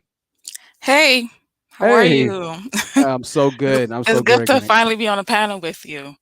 Oh man, I'll tell you what, it's an honor to have you on the panel. Thank you so much for everything you've done. Oh yeah, no problem. I just wanted to say, it's interesting how Stampitis has derailed the whole conversation. The question was, why do you think women lie more than men? And you responded in a roundabout way and ended it off by saying, white men don't really want black women like that. And I think that was manipulative and emotionally abusive. And I think the way that you responded shows that you are not really high value. High value is a mindset. It doesn't matter how much money you make. If you are that abusive in the way that you talk to women, then you shouldn't be surprised why you have problems with women. Absolutely. I mean, yeah, it's just a horrible thing to say to somebody, man. Like I don't know, you know, like your daughter's black, man. I think you have a black daughter. I don't know, dude. That's really some issues. That's some issues. I fear for the generations who have to deal with that type of rhetoric. No, this person doesn't want you because of that. It's like, bro, you have a daughter, man. Like, Jesus Christ, dude. Right. Go ahead, Organic. If you have something else. I just wanted to see what his response to that would be. Yeah, go ahead, or Stampitis, and then we'll let you. It's just me podcast go after. And also, could he please just answer the question? Why do you think women lie more than men? Miss Organic Black, I answered the question like 3 times. I didn't derail anything. I said I think women lie more than men because they lie about what they really want. Or did you miss that? Maybe you should rewind the playlist and maybe you'll hear that. And me talking about the white woman thing, I don't even think I brought that up. I think the honest truth did. But if I did, I was just going along with how the broadcast was going. I didn't derail anything. You just have a hard time listening. Now, I want to address what Black Lives. Stampitis, I'm not gonna let you just be disrespectful like that, saying giving little shots. She didn't give a little shot towards you like that. You know, she just spoke her mind. So I had to mute you. Come on, bro. That disrespect towards women, you just have a hard time listening, bro. That's narcissism, man. Like, come on, bro. You got to get it together, dude. I'll never speak to you like that. Even when I'm addressing some of your shortcomings, I'm always respectful and saying, hey, Stampitis, I'm not trying to put you out there. Hey, Stampitis, I'm not trying to do this. Hey, Stampitis, my bad for going to your business. So even when I do go at you, I don't just say, oh, man, you know, whatever. I try and at least give a little bit of whatever. All right. So you need to be respectful of the women on the panel, man. You can laugh all you want to and say, oh, it's whatever. But I'm just not going to let you do that. It's just me podcast. The floor is yours. Go ahead. Sorry, can you hear me? Yeah, I hear you perfectly. Okay, thank you. And thank you. I've been watching you too, and I am hooked. I love your content. I love your perspective. I love your mind. So I'll be stalking you. Oh, thank you so much. But I think it's really interesting. And our Organic Black, she already brought it up. You're obviously, you know, there's a lot of elements of emotional and psychological abuse. We've all heard it. Everyone in the chat, we're all listening to this guy. Like, it makes sense that you are the dating pool of which we're speaking of. You're the exact dating pool that we're having problems with. You don't value your Black women. You don't value your children enough to marry your Black women. You're the problem. You're disrespectful. You're malignant, and you're emotionally abusive. So let's add that to the fact that Black men are the most undesirable males on the planet. Statistically speaking, you are the most undesirable man on the planet. You have the lowest socioeconomic status of any man on the planet. Some dogs have better socioeconomic statuses than you do. You are at the bottom, my friend. So for you to even say, well, Black women, white men, actually, no, they do. It's Black women who are impeding their own divestment because they're so race loyal. And unfortunately, they're race loyal to degenerates like you. That's the sad part. Yeah, to degenerates whose hairline is clearly social distancing from his forehead. Like you are the dating pool that we're talking about, right? Like you are the problem. You created a new statistic and you're up here smiling and laughing. You have a baby mom. You liked her enough to impregnate her and not get her married. You are a degenerate that we are talking about. You are the reason that men are the purveyors of marriage, right? Why didn't you marry the woman that you impregnated, sir? That's one of my questions to you. Black men are the least desirable. And that's the reason that their marriage rates are so low and their divorce rates are so high. Can you explain why your divorce rates are higher than your marriage rates? Where does that make sense? On Mars? Your divorce rates are higher than your marriage rates. You have the highest divorce rates of any group, of any collective, sir. Do you understand that? And then what you guys tried to do, right? Because you think once you go white, you'll always be right. And then you go into the white communities and then you make Becky a single mom. That's what you do. And now white women are the new face of single motherhood. So you're a degenerate everywhere you go. Asians, you don't marry them either. White women, Hispanic women, you're the variable, you're the catalyst. So you can't say anything about Black women because our marriage rates with white men are the highest of any other group, of any other ethnicity. Do you understand the difference? It is the highest. We have the highest success rates. Sometimes it's not always about, oh, who's getting married, but whose marriages are lasting, right? Quality over quantity. So you may be getting married more, but you're getting divorced even more than you're getting married. So you don't have any value. You have no value in your society. As a collective, you have no values. None. And the only value you're teaching your daughter is that she's going to be able to allow a degenerate like you to impregnate her and not marry her. She's good enough to impregnate but not marry. So you're sad. You're not going to sit on this panel and disrespect black women. You came from a black woman. Unfortunately, I know you think it's unfortunate because obviously you have no respect for black women or your black skin. You obviously hate yourself. To sit on this panel and disrespect organic black for what? For is your baby mother white? Is she black? Is your daughter black? You're sad. You and your hairline, sir, are sad. Yeah, and it's just me podcast, pure fire all the time, and this is the thing. We want to try and have a civil conversation, and obviously I just told Stampitis, I don't want to, have anybody being rude, but Stampitis, once again, you threw some shade at first, man, and so hey, the kitchen's hot. I'm gonna let everybody just go ahead and sear in the kitchen, and you know what? You're gonna have to take that. You're gonna have to take that, man, because if you're gonna if you're gonna talk bad about black women, then the black women are gonna talk bad about you, or women in general are gonna talk bad about you, man, and so. It is what it is, and I have nothing to say past that. Having said that, absolutely a wonderful point. It's sad. Somebody said Stampitis might have a son. I don't know, Stampitis. Is it a son or a daughter, or what do you want to say in rebuttal to that? Well, I wanted to say, so you allow someone to quote unquote make fun of my hairline, which, by the way, your opinion doesn't matter. My girl's opinion matters. And Right. you allow someone to call me a degenerate, but I say someone isn't listening when she clearly wasn't, and you mute me. Yeah, I have, man. You know why? I muted myself so you could. Oh no, you're fine. My bad, bro. I muted you because you're a man, and so you have more of the a responsibility for correct emotional balance and response than anybody else does.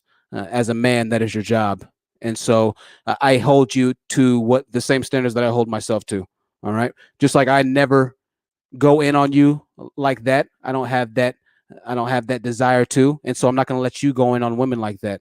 All right. Having said that, listen, you threw some shade. She threw some shade too. All right. I had to stop you because I'm going to stop you as a man, bro. If your feelings are hurt, I get that. It's whatever. I really do get that. I understand that. My feelings have been hurt a lot too. But at the same time, if you want to be the leader, if you want to be the coach of the Super Bowl team, you're going to have to handle more of the responsibility. And so I'm going to hold you to a higher level of performance in this case. And I'm not going to let you just talk bad about black women, even if it's a little side diss or whatever it might be. I'm not going to let a man talk bad about black women when he's a part of the statistic that It's Just Me podcast said you're actually living in fruition of. You have made your baby mother a statistic. All right. So I'm not going to give you an ounce of discretion or an ounce of maneuverability or an inch or a millimeter or a micrometer maneuverability when it comes down to dissing, even if I sense there's a semblance of dissing towards black women, because you don't have that opportunity to do that right now. All right. Was it right? No, it wasn't right. Having said that, listen, if you're going to walk into the kitchen with heat, you got to be prepared to take the heat too, man. All right. So that victim mentality, that victim mindset, you're going to let them do this and do that. I don't hear any of that, man. We're grown ass men, dude. It is what it is. So what did you want to say directly to what she's saying as far as her rebuttal to you? Well, first of all, I'm not a victim. I don't, you want to throw a person that throws names, you've already lost. If you got to go to result in names, I've been bringing up facts. Now, I think I wanted to address something that Black Light Revelation said. He brought up Holly Berry. Do you know she's been divorced 2 or 3 times by a French dude? I think an American dude. By the way, they're white. Just wanted to point that out. Now I think she's dating a black dude right now.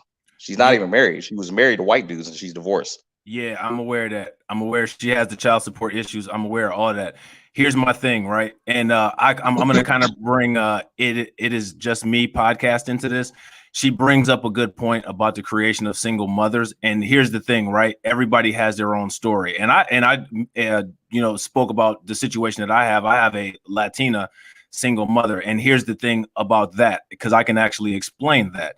Now, the Latina single mother that I dated, she came to the United States as far as using the NACARA program, because I'm not sure if you're aware, but there was political instability issues in Central America with the Panama Canal and all of that stuff, the contraband and all of that.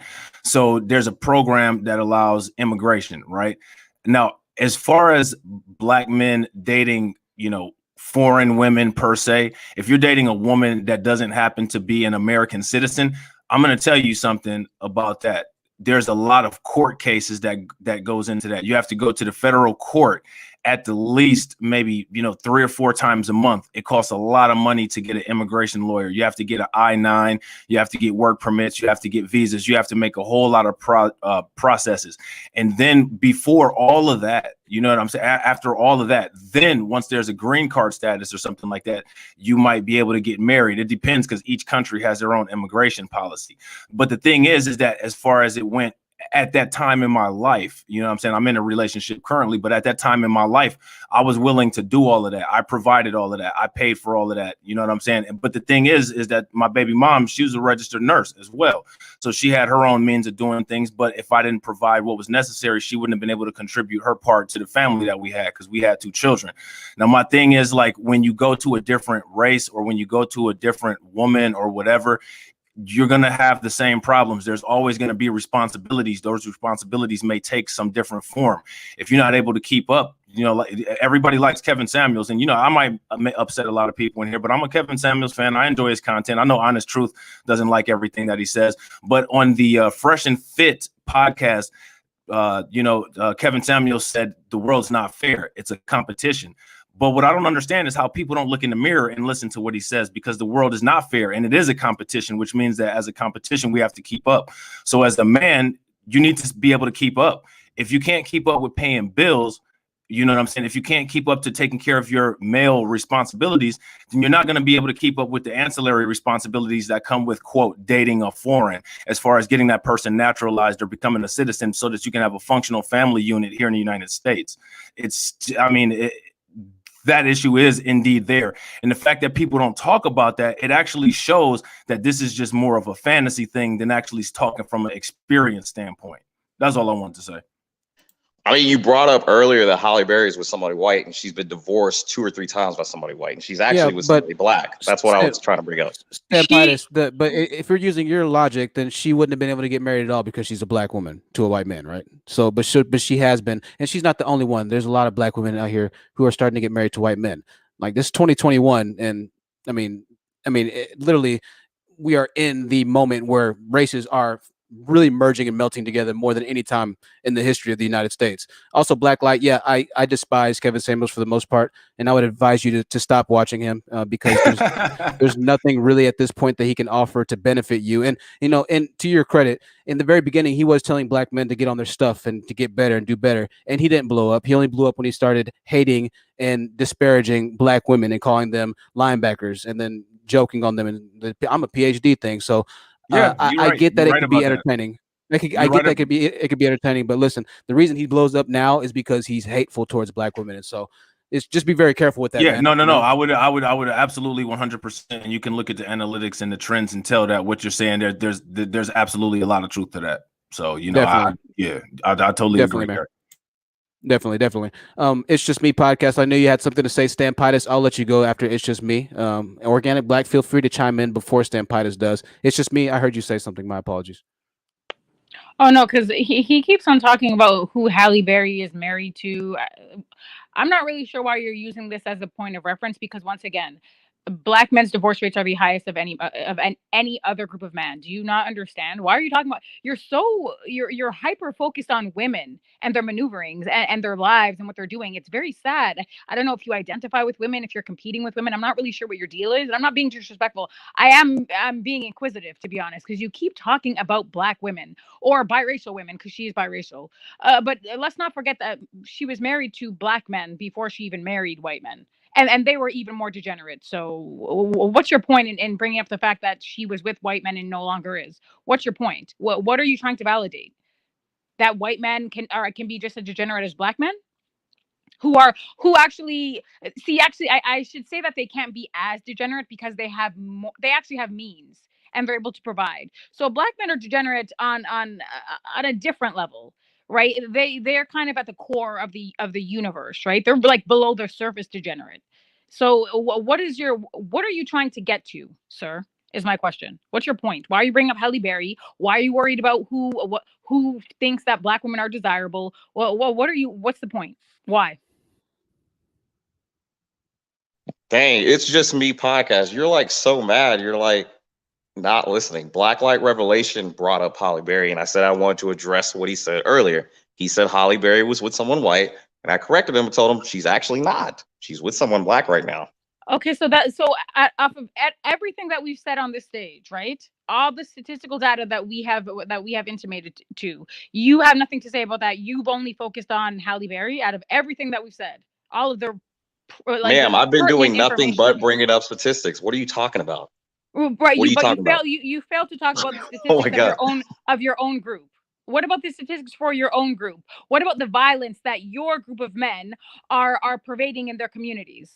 And Stampitis, make no what about mistake that? about it, the statistics that you're actually a part of, Stampitis, right? Right, you said that numerous times. I Right, get it. I know, I'm the but bad guy. I get that. no, it's not that you're the bad guy, but you can't take a moral position when you're exactly the type of person we're talking about. Listen, if it would be wrong of me to say black men need to do better when I'm out here and I'm selling drugs and I'm not trying to get a better job or educate myself. I wouldn't. That would be morally wrong of me. So that's why I say, listen, I'm trying to do better for myself as well. So guys are always saying, well, what are you doing, Truth? You're not a 6-figure guy. Well, this is what I'm doing. I just got licensed for this. I've done this. I'm building a studio, whatever it might be. It might seem insignificant, but I'm trying to better myself. So I'm saying that I have the ability to speak in the position that I do now. But for you, you're directly playing into everything that I'm saying and that we're saying. You're talking about black women, white men don't want to marry black women. Black women need to choose better men. But at the same time, you're the better man and you don't marry black women. So you don't have the ability or the leg to stand on and speak from the position that you're speaking right now. You have the ability to say, hey, economically, this is what you need to do better as men. This is why I support this, because I know you're well off economically. It looks like you're in a nice house, whatever it might be. So if you want to talk about the economics of the black man or needing to do better or how to do better, or if you wanted to actually contribute to the black community, so there would be more black men for black women to get with or whatever it might be, I don't know, then yeah, you'd have a leg to stand on. But you can't give relationship advice, bro. You're the last person to give relationship advice, Stampitis. Do you understand that? I'm not giving relationship advice, and I'm one of those men that you talk about, according to you guys, right? But you are giving relationship advice. You're telling black women that white men don't want them. That is relationship. You're trying to give relationship advice. You're trying to advise them on their future relationships that white men don't want them. You don't have the ability to say that right now because you're the black man who doesn't even fully want your black woman. Well, I guess you that's can't your say that. Right? So because listen, if she decided to go with you right now, she'd still be the statistic. So black women are damned if they do, they're damned if they don't, bro. You're mad at them for wanting to go with white men because they don't want them, but you're not married to your baby mama. Hey, honest truth, can I hop in real quick, or did you have an order you were going in? Yeah, let me let Stampitis go. Then It's Just Me podcast. I want to let her respond to him, and then you can go after Blacklight. Okay, appreciate you, bro. No problem, bro. Go ahead, Stampitis. I'm sorry for cutting you off so much. No, you're fine. I enjoy the podcast. And look, I love the heat. I love It's Just Me's podcast is passion for this, and I'm trying to address what she's saying. Oh man, listen, you said she was angry. You have not heard Passion or Fire yet, bro. She sounds angry to me. Oh, wait, wait. How is it's just me angry though? Like she don't seem angry to me. Like she's literally just saying how she feels. She doesn't seem angry to me. Okay, I'm addressing my opinion. No. I'm sorry. I'm sorry. He's very effeminate and sensitive because if you think that I'm being angry and you can't handle my tone, that says more about you and your process than it does about mine, right? Because I'm fine. In my opinion, It's Just Me podcast is just business-like, straight to the point, and she's actually using those, the mannerism that men say that they want from a woman. I want a woman who doesn't have emotion and who just gets straight to the point. I mean, as far as I'm concerned, she went straight to the point, right through the heart. So, you know what I'm saying? So calling me a degenerate and making fun of my hairline, that was no. part But of the hold point, on. Right? Wait a minute. Can I see what I'm? He said he's gonna let me talk. Are you guys gonna? All right, go ahead. She said two things, you know what I'm saying? And, I mean, it is what it is. She said a lot of things as far as males go, you know what I mean? And honest truth. And I just, we didn't really react. Yeah, but bro, so, you know can't, what I'm saying? you can't act like saying, and now listen, I understand. Yeah. Okay. We don't like to, but let's be honest. You can't just say, well, most black women are liars and expect that everything's fine and cozy, bro. Everything's cushy. It's not going to go that way, bro. You can't stereotype women like that, especially as a black man, and then not expect some kind of pushback, bro. Well, right, but life doesn't look, go that I'm way. the bad guy, right? She's the straight and No, direct to but the hold point, so it on. Wait shouldn't a matter minute. what I Wait a minute. say. It shouldn't Stempitis. matter what I say. Hold on, Stempitis, whatever the name is.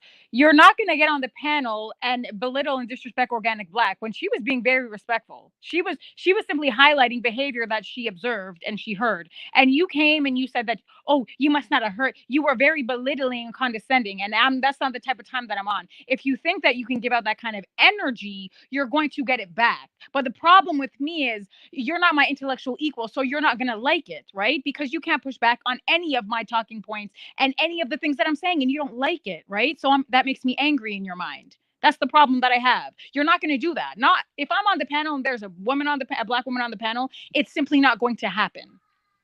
Right. I'm not intellectually on your level, even though you asked me a question and I answered it. But like, well, then why are you talking to me if I'm not on your level? So you say. Well, she's giving you a chance to talk, but so far you're focusing on what she said, bad to you. You're not really responding No, as much. she asked me why did I bring up Holly Berry. I answered her question. Okay, fair enough. Fair enough, Stampitis. We'll give you that. We'll give you that. Organic Black, you've been quiet for a while. Did you have anything you wanted to ask Stampitis?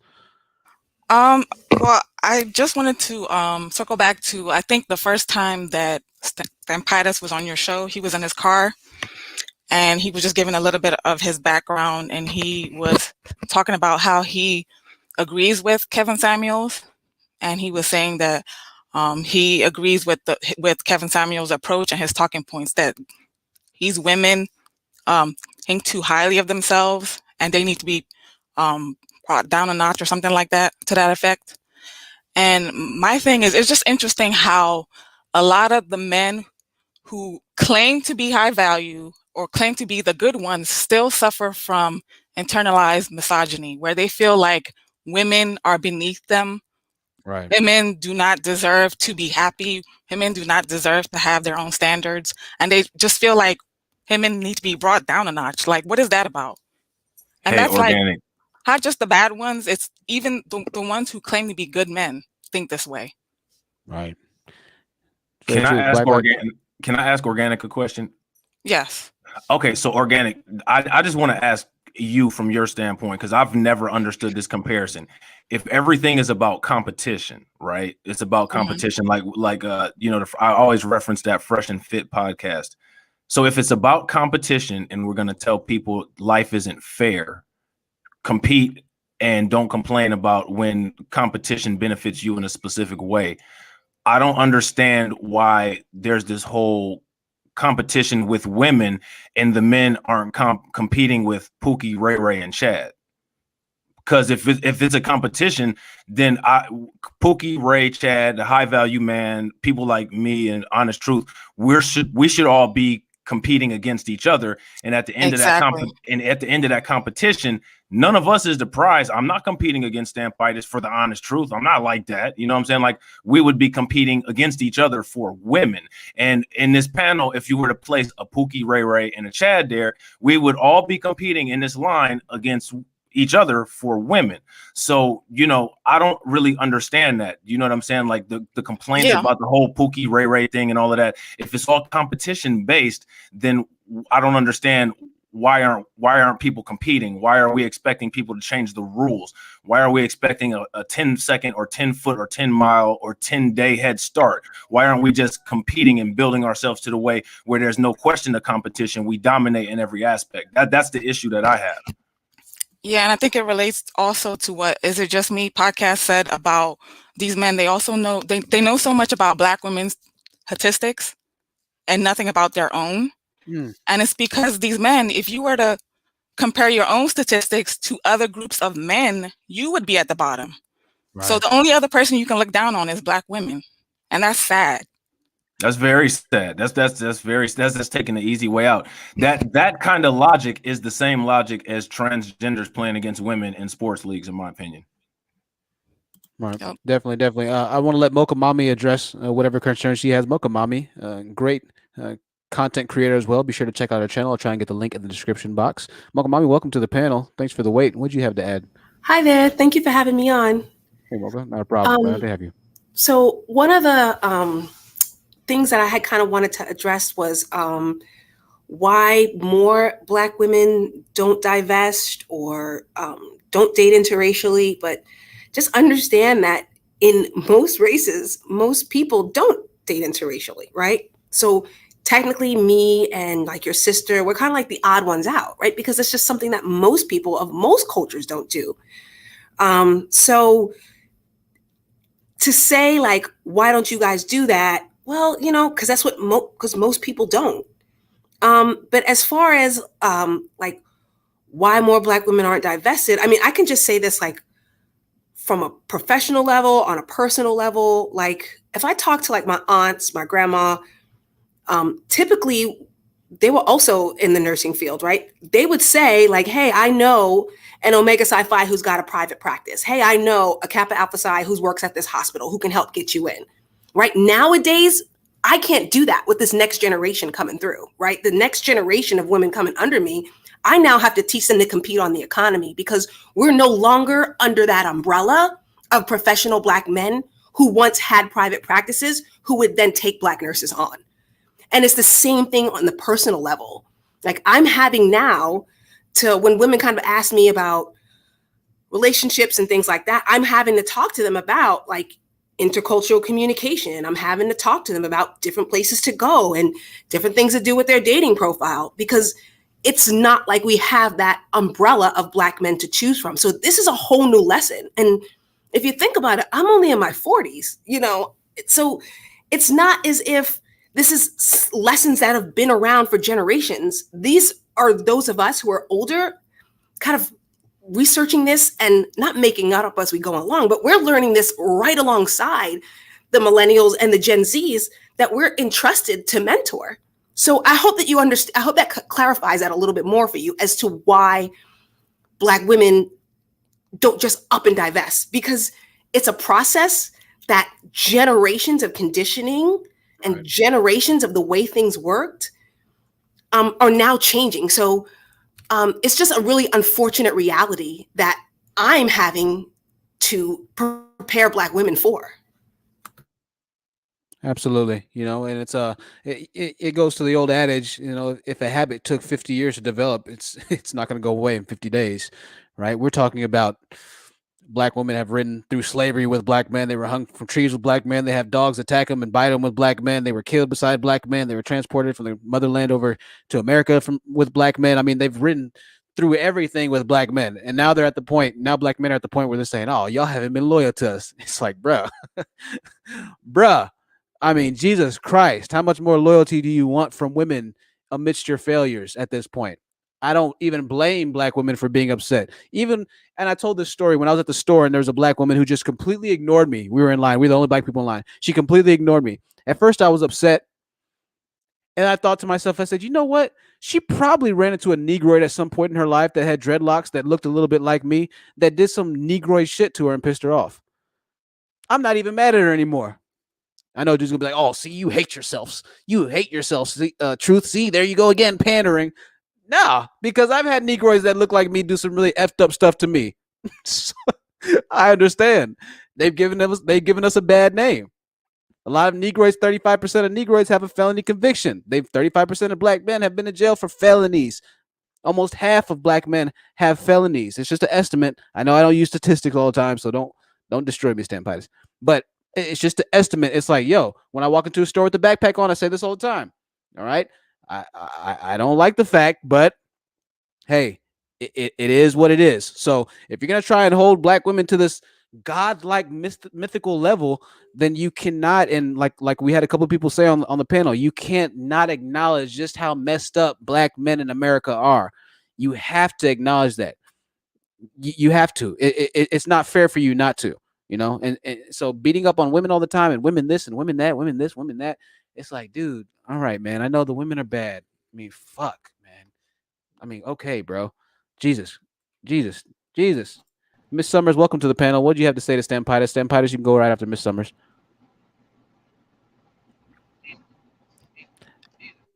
Miss Summers, it is very hard to hear you. I'm not sure if you're. Miss Summers, it is very hard to hear you. I'm not sure if you're. Hello? I'm yeah, sorry okay, I can hear you perfectly that. now. Yeah, okay, I can hear you perfectly now. I'm going to mute you for a second because you're listening through YouTube, it sounds like. And so turn YouTube off or mute YouTube and listen to it in StreamYards, and so we can get a little bit better audio quality. I'm going to unmute you, and we'll try again.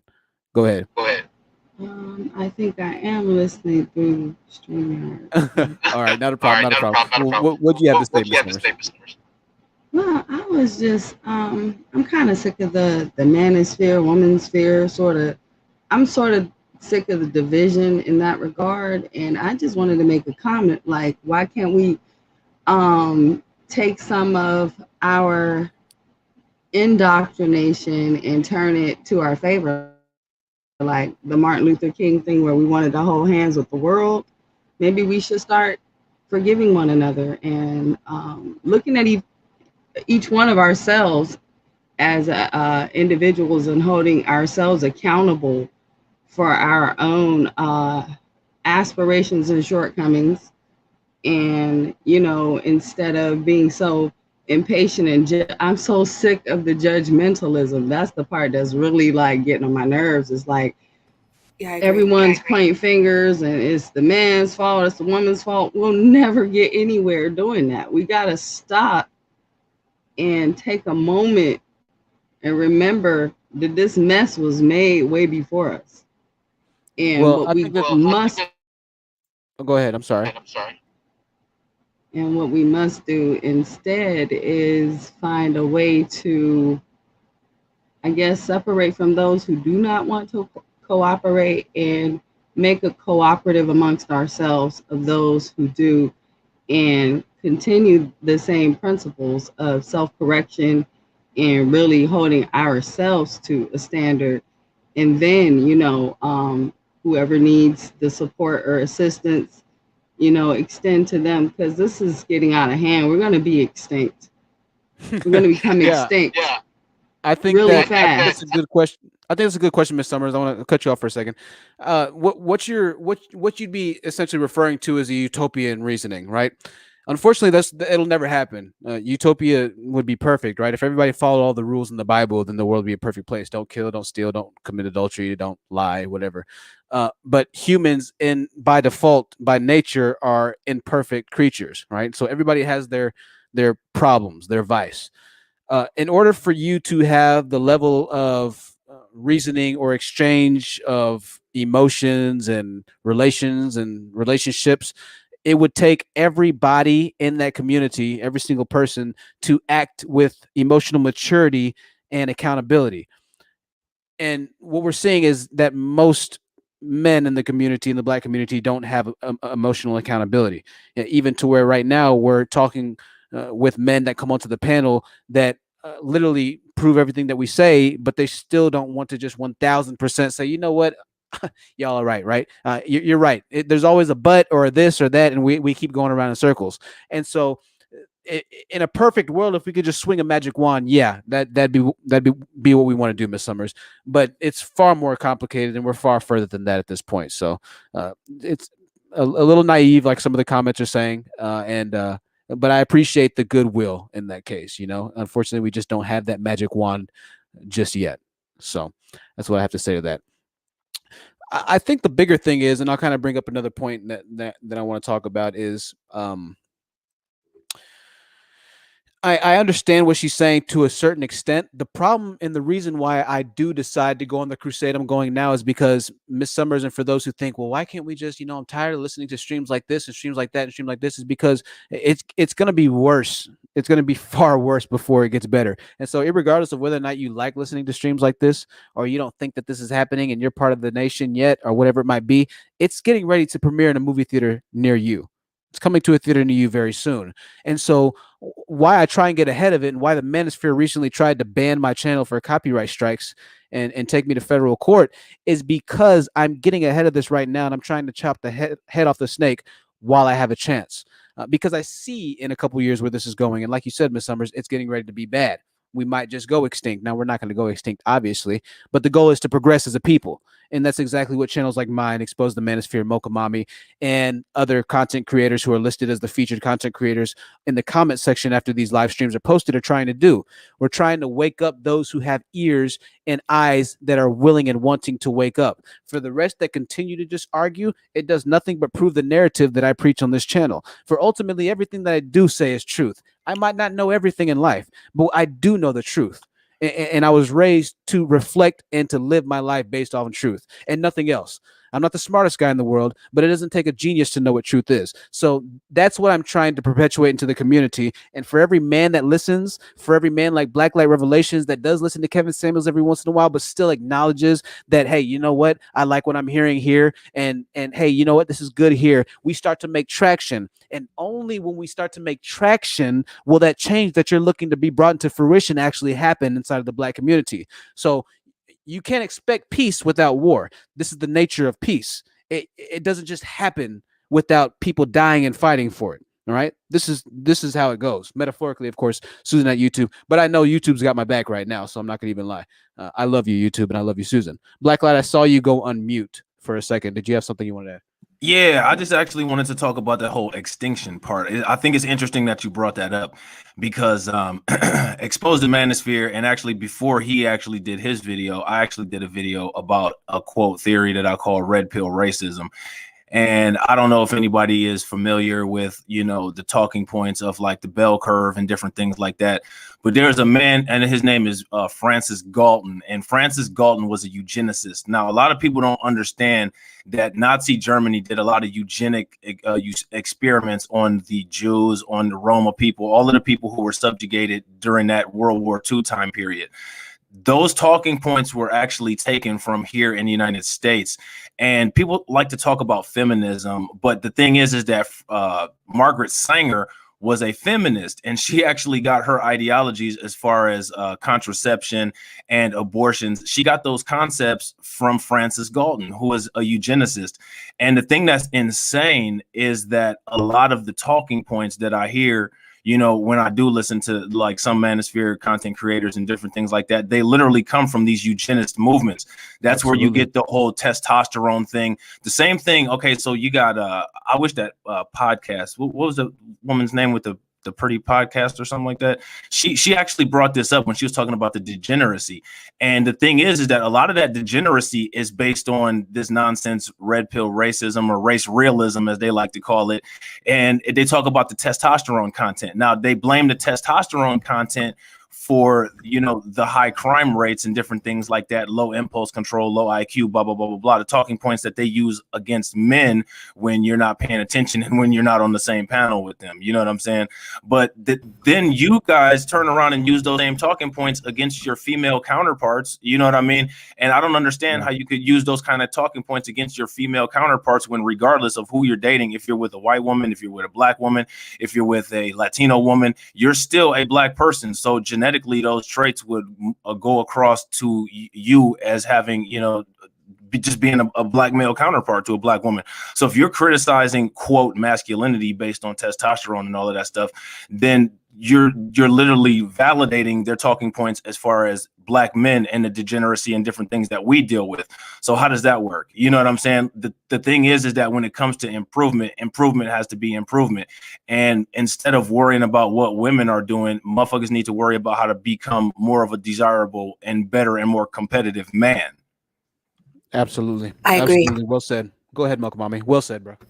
I mean, like Blacklight Revelation, you made such a great point because I never quit a job until I was working at that particular, you know, government sponsored agency. I never quit a job before then, but I'm just letting you know that just how real just reproductive like genocide and some of the reproductive disparities that Black women are experiencing. And it is so disheartening, you know, because when you look at just here in the state of Texas, 1 in 3 women seeking abortion has had birth control at some point, like during the month of conception. And then not to mention the fact that so many times when it comes to these recalled birth control pills, recalled condoms, between the Eshore revision, that was disproportionately in our communities. And they scream, these feminists scream, my body, my choice. But then if that same Black woman has a choice, like, hey, can I get a cervical cancer screening or a breast cancer screening because I have a significant family history, they're waiting 16 weeks or more. So so while this is happening, you know, you guys are over here just slut shaming Black women, you know, not realizing how we're the victims of these horrible reproductive disparities. And even though our birth rate is the lowest in 40 years, they constantly are throwing Black women who are mothers under the bus, knowing that this is happening. And it's well documented that this has been happening. And it's just a really sad situation. Right. No, absolutely. Like, the thing is, listen, here's the thing. When it comes to being a single parent, you're a single parent. You know, the podcast woman, I keep bringing her up because she brought up a lot of good points. And a lot of that stuff actually applies to me. You know what I mean? Like, you know, I had plans, you know, at that time in my life when I had kids, and I materialized, and I have receipts to show that I actually tried to materialize that thing all the way through. It didn't happen. You know what I'm saying? And I'm accountable for that choice, and it is what it is. So, you know, I'm not going to sit there and just constantly blame her and, you know, oh, you know, this bitch just did. No, I'm not doing that shit. It is what it is. I'm moving on with my life. But at the same time, I'm taking care of my responsibilities. But what people don't understand is that the North Carolina Board of Eugenics actually sterilized 7,000 Black women. You know what I'm saying? So motherfuckers don't really understand. Oh, you want to talk about being a single mom? Yeah, I get it. There's the issue of responsibility. There's also the issue of responsibility with the dad. But do you understand that these people have literally been trying to sterilize us ever since we came here? And people like to talk about, oh, you know, I'm going to date a foreign. I'm going to do that. They did the same thing to Puerto Rican women. They literally used sterilization pills on Puerto Rican women to try to sterilize them. And they didn't know. They did a Tuskegee study type thing with them. They told them that they were taking this medicine for birth control, and it was actually sterilization. They did that in the Commonwealth of Puerto Rico. I didn't know that. I was saying something about it on the video, and somebody said something in my comment section, and I went and researched it, and it was absolutely true. So the thing is that, for one, in the world that we live in now, childbirth is a beautiful thing because we have a lot of elements out here trying to sterilize us, and we don't need ourselves to be sterilizing each other. You know what I'm saying? Absolutely. As a result of hating each other. Like, this shit is so immature, nonsensical, and unproductive. Like, you know, Honest Truth was saying, you know, about me watching Kevin Samuels and shit like that. And again, like, I watch it for entertainment purposes. You know what I mean? And the thing is that you should never get your actual life advice from entertainment. I would never go and try to. At the same time, I just stop you, Blacklight, because you're saying good stuff, but at the same time, even to watch it for entertainment purposes is a negative, bro. Like, I'm gonna be honest with you. I get that. I respect that. No, bro. I wouldn't contribute no minutes. If the only time I watch Kevin Samuels is to figure out exactly where the Manosphere is drifting towards. I don't care how. I don't care if he was giving away money on his channel, bro. I would not care. I'm not going to support with my IP address and my internet anything that man has going, because it's directly conflicting and not contribute. It's directly contributing to his success and conflicting with everything that I stand for as a man. And so I can't stand and say, well, you know what? I believe this, but hey, I like watching this. No, I can't do that, bro. Let your yes be yes, your nay be nay. You got a good point. I want to address something that you said, though. I did like something that you said. I just have to hold you accountable to that, you know. But I just want to address something that you said, though, is that yes, at a certain point in time, there was literally the white man on the foot of the Black man and Black woman's necks. It's not like that anymore, right? Now it's not like that. We're in 2021. It's a new day and age. But at the same time, somehow the roles have shifted. And I say this all the time. Negroids, Black men in the Black community was doing better when white men were hanging black men from trees. The Black community was doing better. And I said this in the last live stream. I said, maybe the white man needs to go back to hanging Negroids from trees. Well, that's because so the Black community can do better.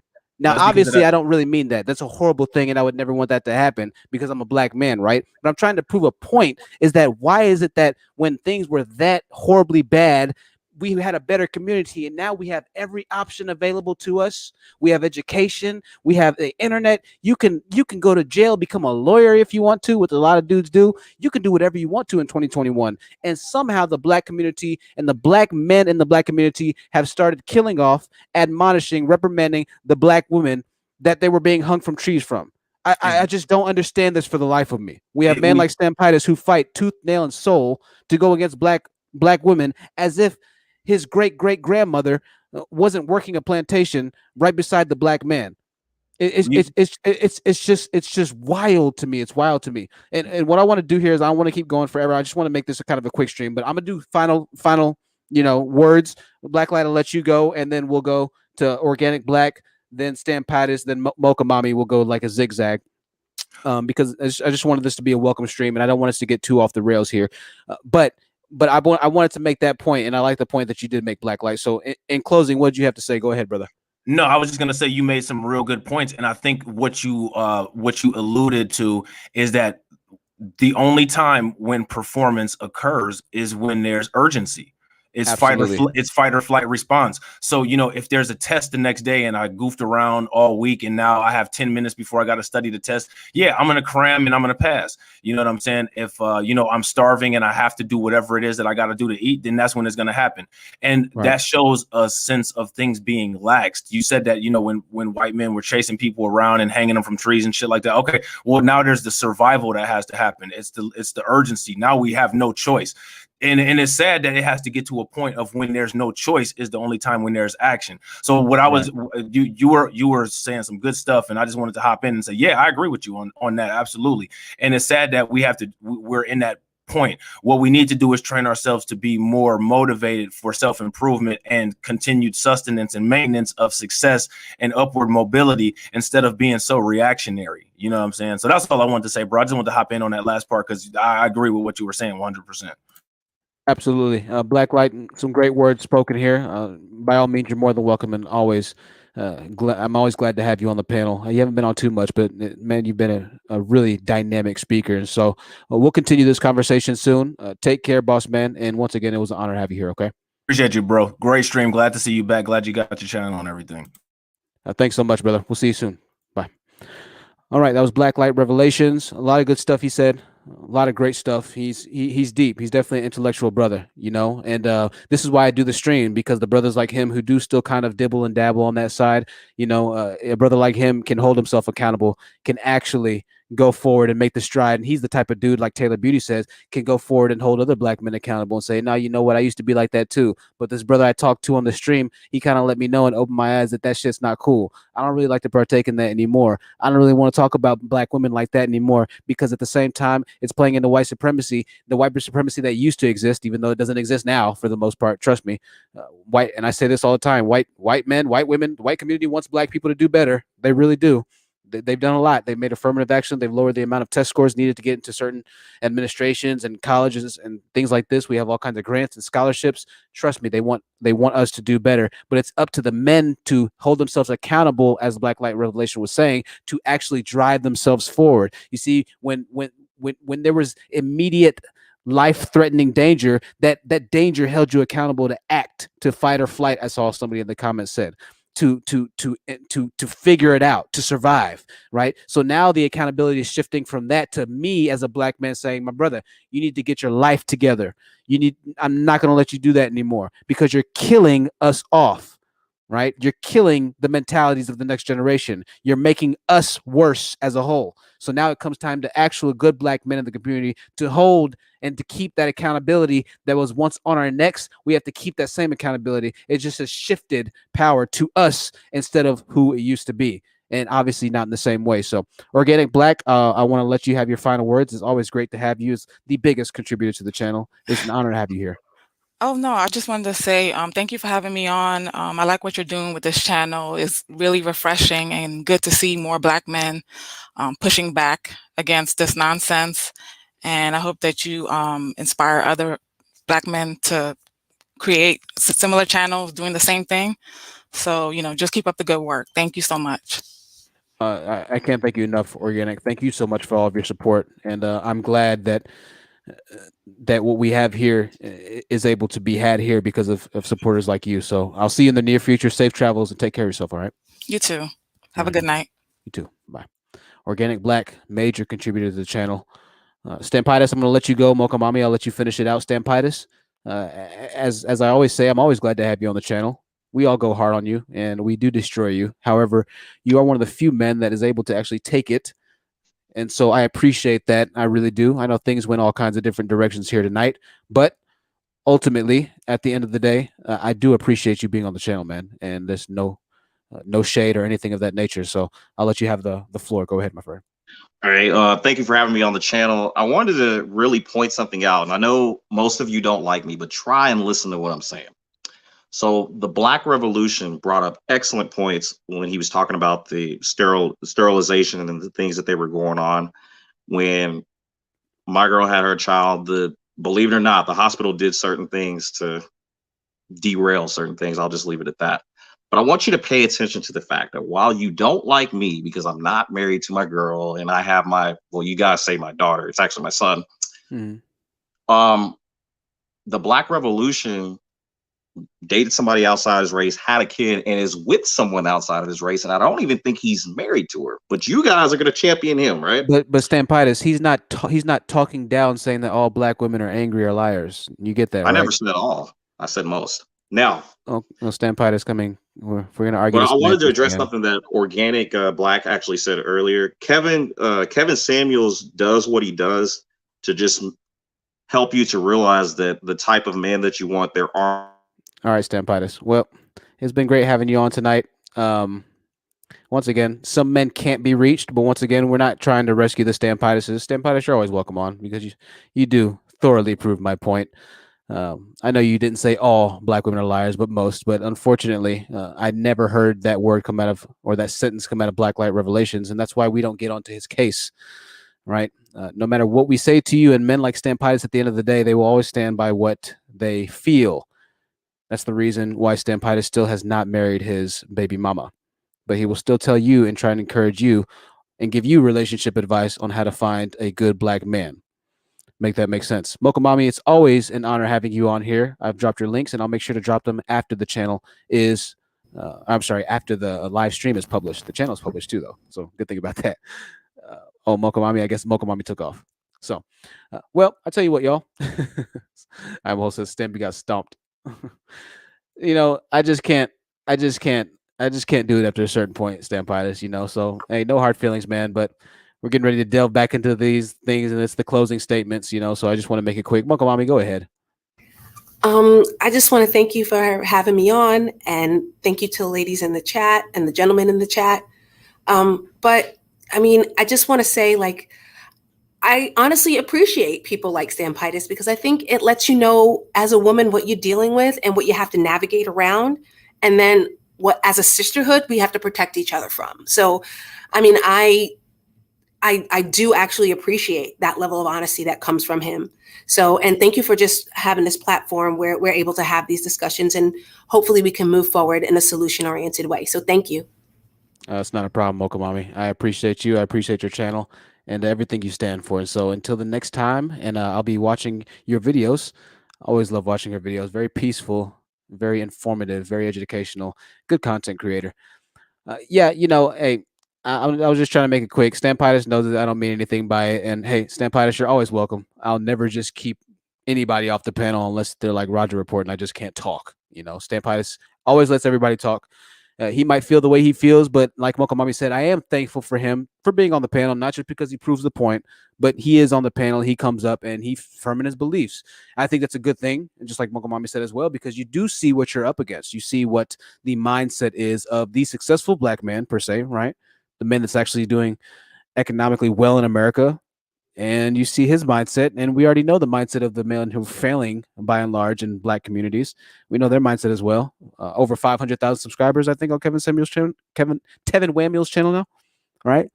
To the tune of 1 million, probably within the next, I don't know, I'd estimate 3 to 6 months, right? So always goes back to that damned if you do, damned if you don't. What, ladies and gentlemen, I didn't intend for this to be a super long stream, but I'm glad it went the direction it did. I can't thank you enough all for the donations, for the support, for the watches, for sticking through for the couple of weeks. A lot of people would have unsubscribed, but on this community, on this channel, we have a lot of loyalty, and for that, I am more than thankful for. Everybody that hopped into the panel, thank you for your time. Everybody that commented, thank you for your time. It means the world. It really does. And I want you to know that no matter what, you need to reach out to me. If you need to contact me, my About section on the YouTube channel has my email. Reach out to me. For everybody that's reached out to me for business propositions and promoting a product, I have to be careful, and I'm going to respond back to you now that the channel is actually up and going. I just have to do my due diligence and research and make sure that what you're representing is fully 1,000% professional and willing. I'm willing to get behind it, right? I don't want to just push everybody, but I am here to help all of our community push their business. So keep emailing me. I'm going to respond to y'all tonight and tomorrow morning now that the channel is back up and we are running. Bismal said, just get us on fleek. Thank you so much. I appreciate that. Y'all are so kind. And so give me some time. Once again, I'll get back to it. I love this stream. Make sure that you watch the last stream if you haven't, the pedophilic manosphere. If you want hilarious content, you will love it. You will love it. But folks, this is going to be it, ladies and gentlemen. And once again, it's an honor. I know I always say this is it, and I talk for 5 more minutes, right? It's like a pastor. Pastor's always in the congregation saying, hey, give me 5 minutes. Somebody give me 5 minutes. And the people are ready, go ahead, Pastor. I give you 5 minutes. And Pastor goes 5, 10, 15, 20, right? And so we'll wrap it up. But it really means a lot to have y'all here. And the war is just continuing, right? We're making headway. We're making some numbers, making a little bit of money. I'm happy about that. But reinvesting it into the message, into the purpose, the point, into the future generations that are going to be affected by what the internet is putting out today. We're going to change that one way or the other, slowly but surely. All right. Even if you don't win the battle, in essence, your legend still lives on. And so I'm not saying we're not going to win the battle. I guarantee we're going to win the battle. Right now, the Manosphere is imploding. I kid you not, imploding, quite literally. Give it some time. We're going to make sure it implodes even quicker. This has been an Honest Truth Seekers live production. When it gets to the end, I can barely speak. My mouth is dry. I'm sorry, y'all. Like, share, subscribe this podcast. It's only good if y'all like, share, and subscribe it. Put it on your Facebook. Be bold. Represent what you feel and how you represent yourself online. Then the change starts to happen. Until then, take care of yourselves. Be safe. Be vigilant. I love you. I'm glad that you love me. Watch yourself as you go about the world. It's a dangerous environment in a lot of places. Live life to the fullest. You never know. You just never know at this point. I am out. It's been an honor.